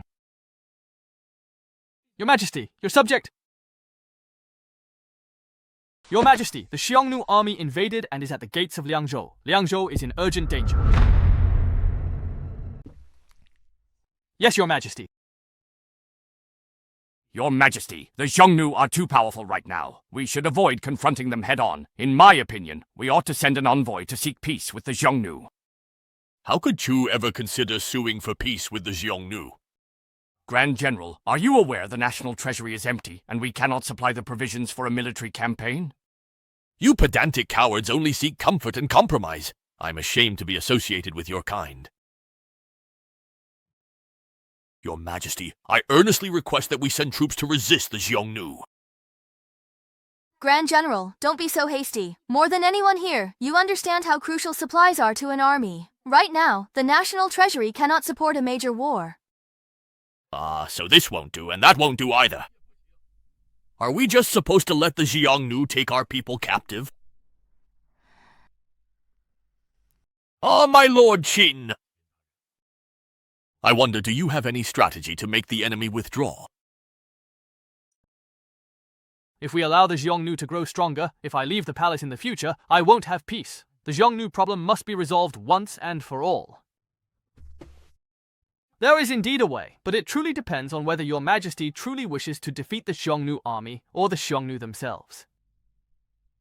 Chinza, what exactly is the precise difference between these two particular options? Exactly. If your majesty wishes to defeat the Xiongnu, you'll need divine weapons, sharp tools, and ingenious battlefield strategies. But to truly defeat them, you must reform national policy and proceed gradually. That's nonsense, just empty talk. Do you even know that— An army! Unstoppable! What Minister Yu meant was that he was ready to surrender to the Huns, huh? Ouch! Ouch! I truly didn't even touch you at all! I promise you, I swear! Why? Yo! How are you? Why did you suddenly just fall down? I didn't even touch you! Sarazawa, what's wrong with you? Ouch!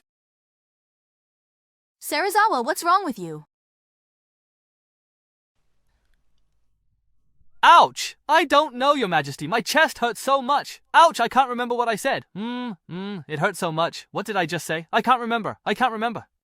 Someone, summon the imperial physician. All of you, leave for now.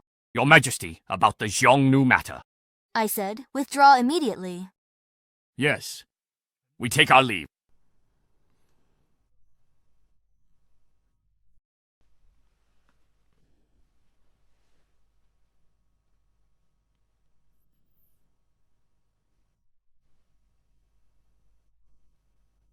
Say whatever you want to say. This is my bedchamber. It's absolutely safe. Whoa, so this is the Empress's bedchamber. It's not that impressive. Wait, this is the Empress's bedchamber. So the bed I was just lying on is the Empress's bed? No wonder it smells so nice. Wow, from now on, I can say I've been on the Empress's bed. How famous would that make me? If you dare let your imagination run wild again, I'll bend your eyes. How does this woman know everything? Was I that obvious? I brought you here because it's absolutely safe. Don't overthink it. With the enemy at our doorstep, do you already have a plan for the grain supply? As expected, nothing can be hidden from your majesty. Your majesty, I have a strategy. I dare call it a once-and-for-all solution. The only question is whether your majesty has the resolve to carry it out. Let's hear it. It's actually quite simple. Your majesty must personally lead the campaign to recruit the people. Why?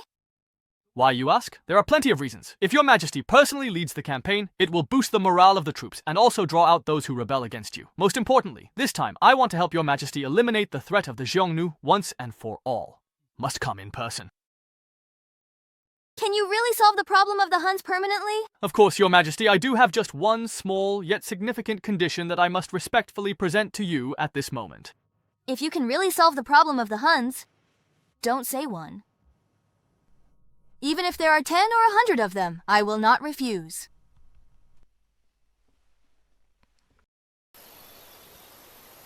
Sarazawa, you said you wanted me to personally lead the expedition to Liangzhou. Now that I'm here, speak. What do you plan to do? Your majesty, I need you to make a deal with the Xiongnu. A deal? What kind of a deal is this?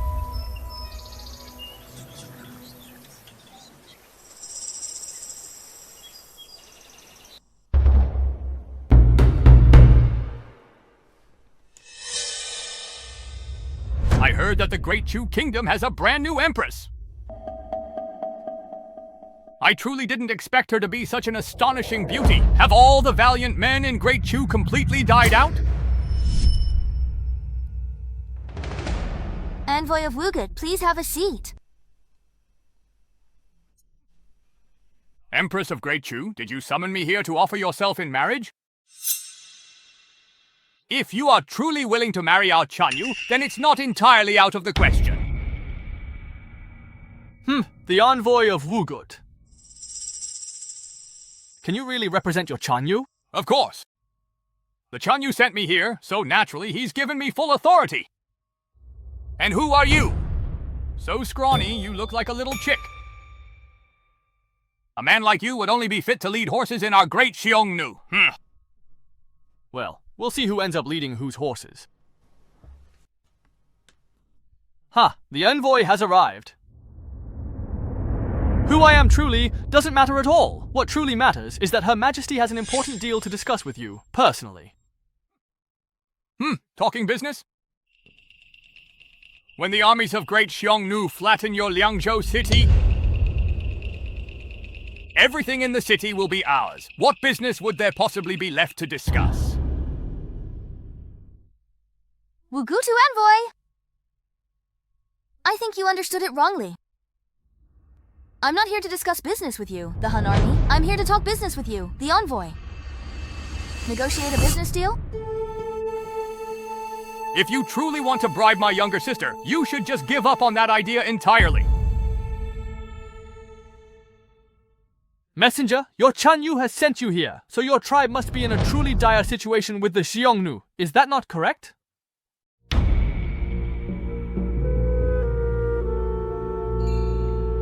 How does this kid know? If our tribe had more war horses, why would I have to come here as this lousy envoy? You little brat, your petty tricks won't ever work on me. There's absolutely no way I would betray the great Xiongnu. Sai, let me give you some advice. Just surrender the city obediently. So you won't have to suffer any physical pain. Oh, envoy, you've misunderstood. How could we possibly be so presumptuous as to ask you to betray your Xiongnu? We only wish to purchase some wool from your tribe, that's all. Wool? Wool? That's right. It's all wool. What do you want wool for? Envoy. Recently, the Jang Nan region has suffered from floods again, resulting in countless losses and many commoners freezing to death. His Majesty cannot bear to see this, so he wishes to purchase some wool from your tribe to help the disaster victims fend off the cold. No, that's not quite right. If you truly want wool, why not trade directly with our great Xiongnu? She's pretty vigilant, but I'm being completely open here. I don't believe you won't trust me. Envoy, you also know that our Empress has just ascended the throne. The national treasury is tight right now. Even if we gave everything we have, we still couldn't afford to buy all the Xiongnu's wool. So we can only take on a few smaller tribes, but we're genuinely worried that the larger tribes will look down on these small deals. That's why we can only negotiate with you, envoy. If you agree to our terms, we can pay with grain. What do you say to this proposal? You want to trade grain for wool? Envoy, that's what Shinji said. Just arrest me if you want. If the envoy doesn't believe us, to show our sincerity, we can pay half as a deposit first, and once all the wool is delivered, we'll settle the rest. Are you serious about this? Of course, we've prepared the grain. As long as the envoy agrees, it can be transported at any time. How much wool do you want? Not much. 1 jin of grain for 1 jin of wool. What do you mean, catch a cold? This is an opportunity. That's right, Chief. We don't have many soldiers to begin with, and we can't outfight those big tribes. This is 50,000 shy of grain we're talking about. Well said. Wool is something useless that people in the tribe just throw away. If we can use it to exchange for grain, it's actually an opportunity. Hey there, messenger. We also have a specific condition on our side that absolutely needs to be met indeed. We also have a specific condition on our side. A condition? What kind of condition? Messenger, no need to be nervous. You know that we are buying this particular batch of wool to help the unfortunate disaster victims in Jang Nan keep warm, so all of this essential wool must be delivered before the onset of winter. Otherwise, even if you bring it all, we won't be able to properly use it. That condition isn't at all unreasonable, is it? Not unreasonable, not at all. Good, then let's wish for a pleasant cooperation. Yes, looking forward to working together. Ah, by the way, where is this food? Oh, it's just outside the door. The envoy will be let out by someone as soon as he leaves. Your Majesty has already loaded the envoy into a carriage, ready to be transported away at any time. Good!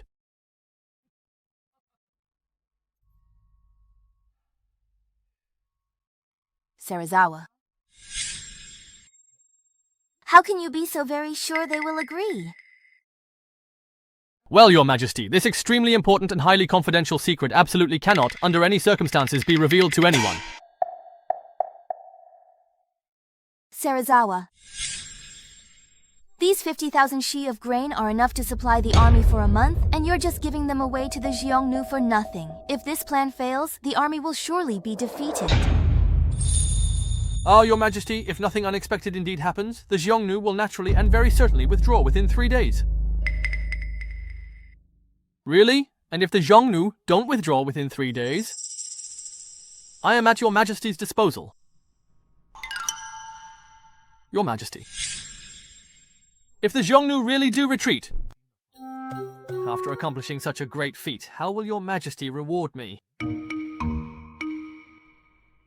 What kind of reward do you want?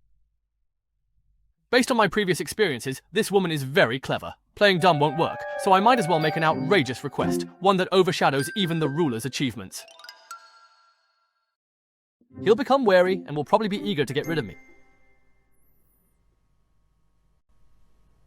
Your Majesty, as the ruler of a nation, how can you not have an heir? For the sake of the great Chu's future, I'll just have to make a small sacrifice.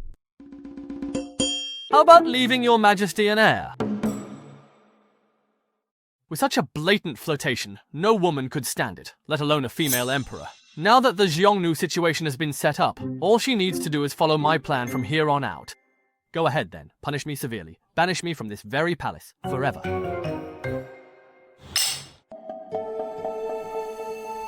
Minister Qin, your suggestion is indeed not bad. I fully approve. I approve. What? Your Majesty, did you perhaps misunderstand what I truly meant by that? I heard you clearly. Minister Qin truly wants me to give you a child, you see. Your Majesty, I was just merely joking, you see. Minister Qian. An emperor never jokes, especially since Minister Qian is exceptionally intelligent and quick-witted. I think you are a very suitable candidate to be the future Crown Prince's father.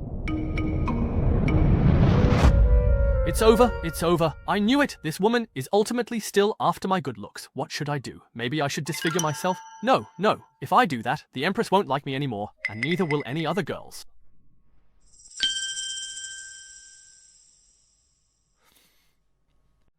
Your Majesty. You are still young. It's too early to be thinking about this, Your Majesty. Your Majesty.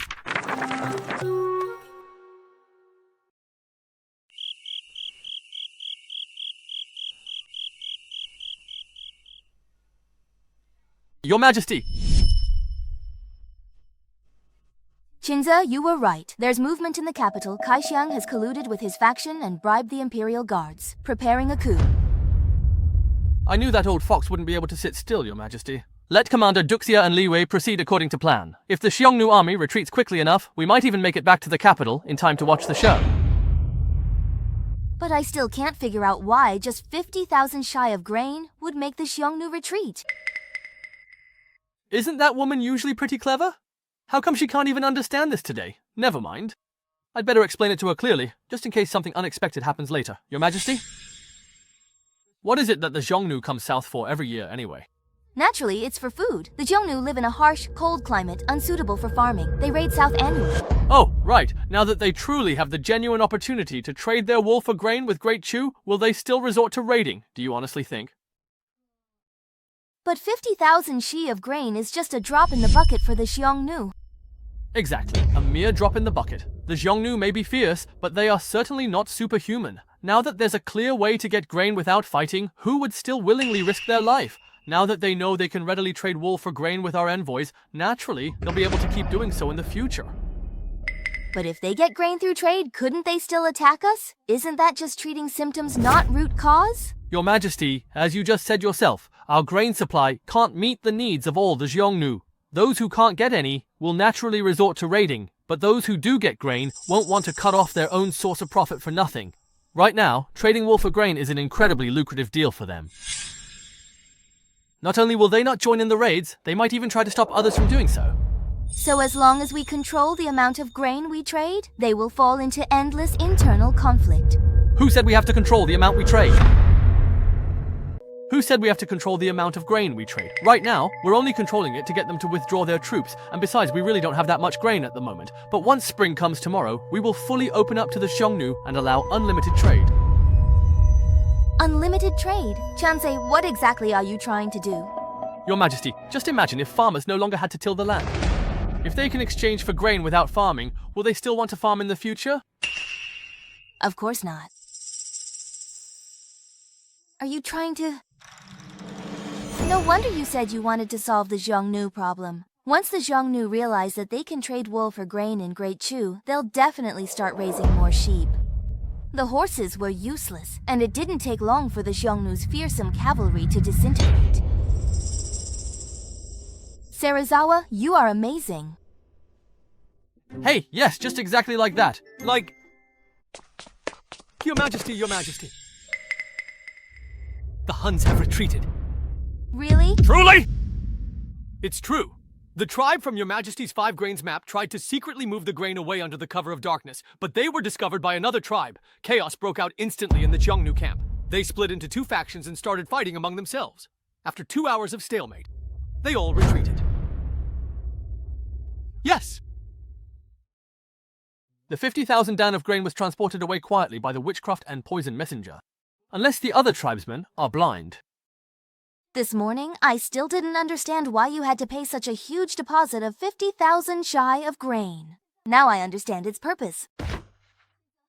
Serizawa, you truly are my lucky star.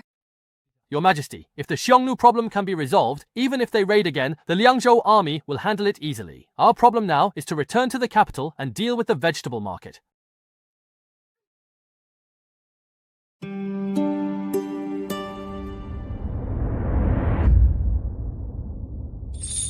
Speculation.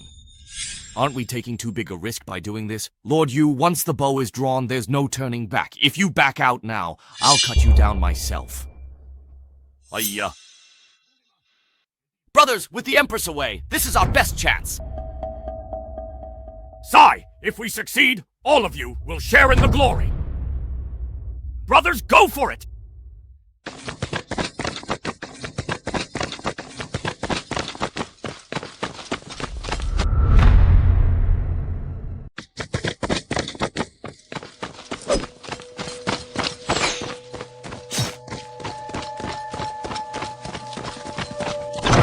Go, move!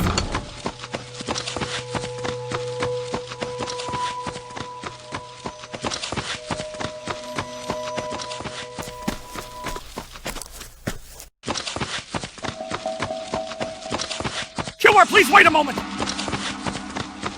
What exactly is this, sir? It's too quiet here!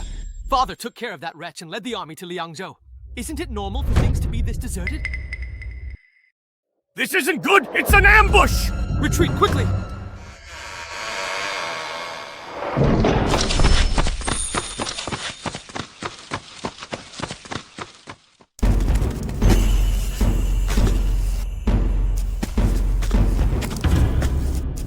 Traitors and rebels! Kai Hoi Wang, the late emperor entrusted the young ruler to you. You rebel. Her Majesty is away. 1,000 deaths. Winners become kings, losers become outlaws. Didn't the Chu family seize this kingdom from the previous dynasty? If the Chu family can rule this land, then why can't anyone else do so? Enough with the nonsense. Du Xiang Liue, just a young girl in charge! What right does she have to sit on the throne? It's utterly ridiculous. If you choose to abandon the darkness and join the righteous side today, I guarantee you will at least be granted the title of Marquis. Traitors and rebels, how dare you try to deceive us with your glib words and false appearances. Prepare to die.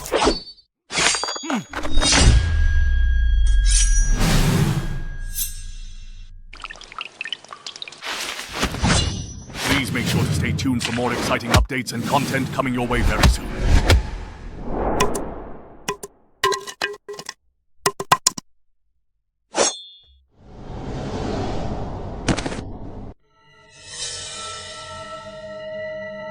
Commander Liu! The Empress is not in the palace, and I control the majority of the Imperial Guards. With just the few of you stubbornly resisting, how long do you think you can hold out? Release my son at once, or when my army arrives, I will make sure none of you have a grave to be buried in. Let me go immediately, or when my army gets here, I'll make you wish you were dead. Is this what you've been waiting for? This... Yuan Sangwai, didn't you also refuse to submit to the Empress? Why are you... Du Xia. All the rebels have already been executed. General, you've worked quite hard. Duke Kai, although I, as the general, have some dissatisfaction with His Majesty. I would never commit such an act of rebellion. How did you know I'd end up in this situation today? This is all thanks to Mr. Qin's strategy of luring the snake out of its hole. I deliberately let His Majesty lead the army in person for 2 weeks to create an opportunity for you, and you really fell for it. Monster! Monster! A scary monster. Dongxia, please spare my life, Dongxia! My father forced me to do this! I don't want to rebel, Duoxia! That's right, I was the one who forced him.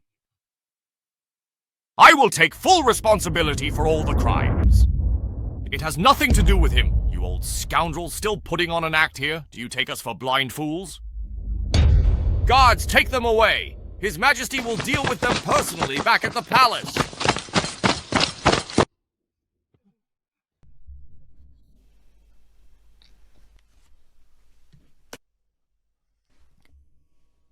I wonder about Qinzi and His Majesty. How are things going in Liangzhou now?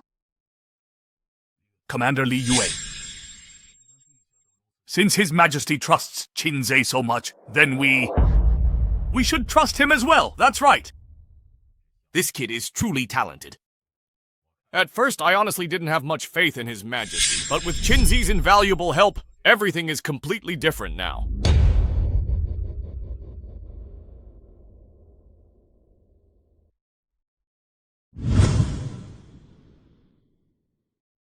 Oh, what a pity. We rushed over, but still didn't get to see that old bastard's face when he learned the truth. It's a real shame. Weren't you the one who said you were worried that once we returned to the capital, they'd be driven to desperation? I was just muttering to myself in my heart. How did you even find out? Even wearing a dragon robe can't hide it. How dare you? How dare you barge into the Imperial study? What kind of problem could Gao Li possibly have that's so dramatic? Who's talking? Who here hasn't also slept in the Empress's bed? If you dare let your imagination run wild again, I'll gouge out your eyes. Could it be that you all... Your Majesty, what exactly are you doing here, at this very moment, in this particular place? This is inappropriate.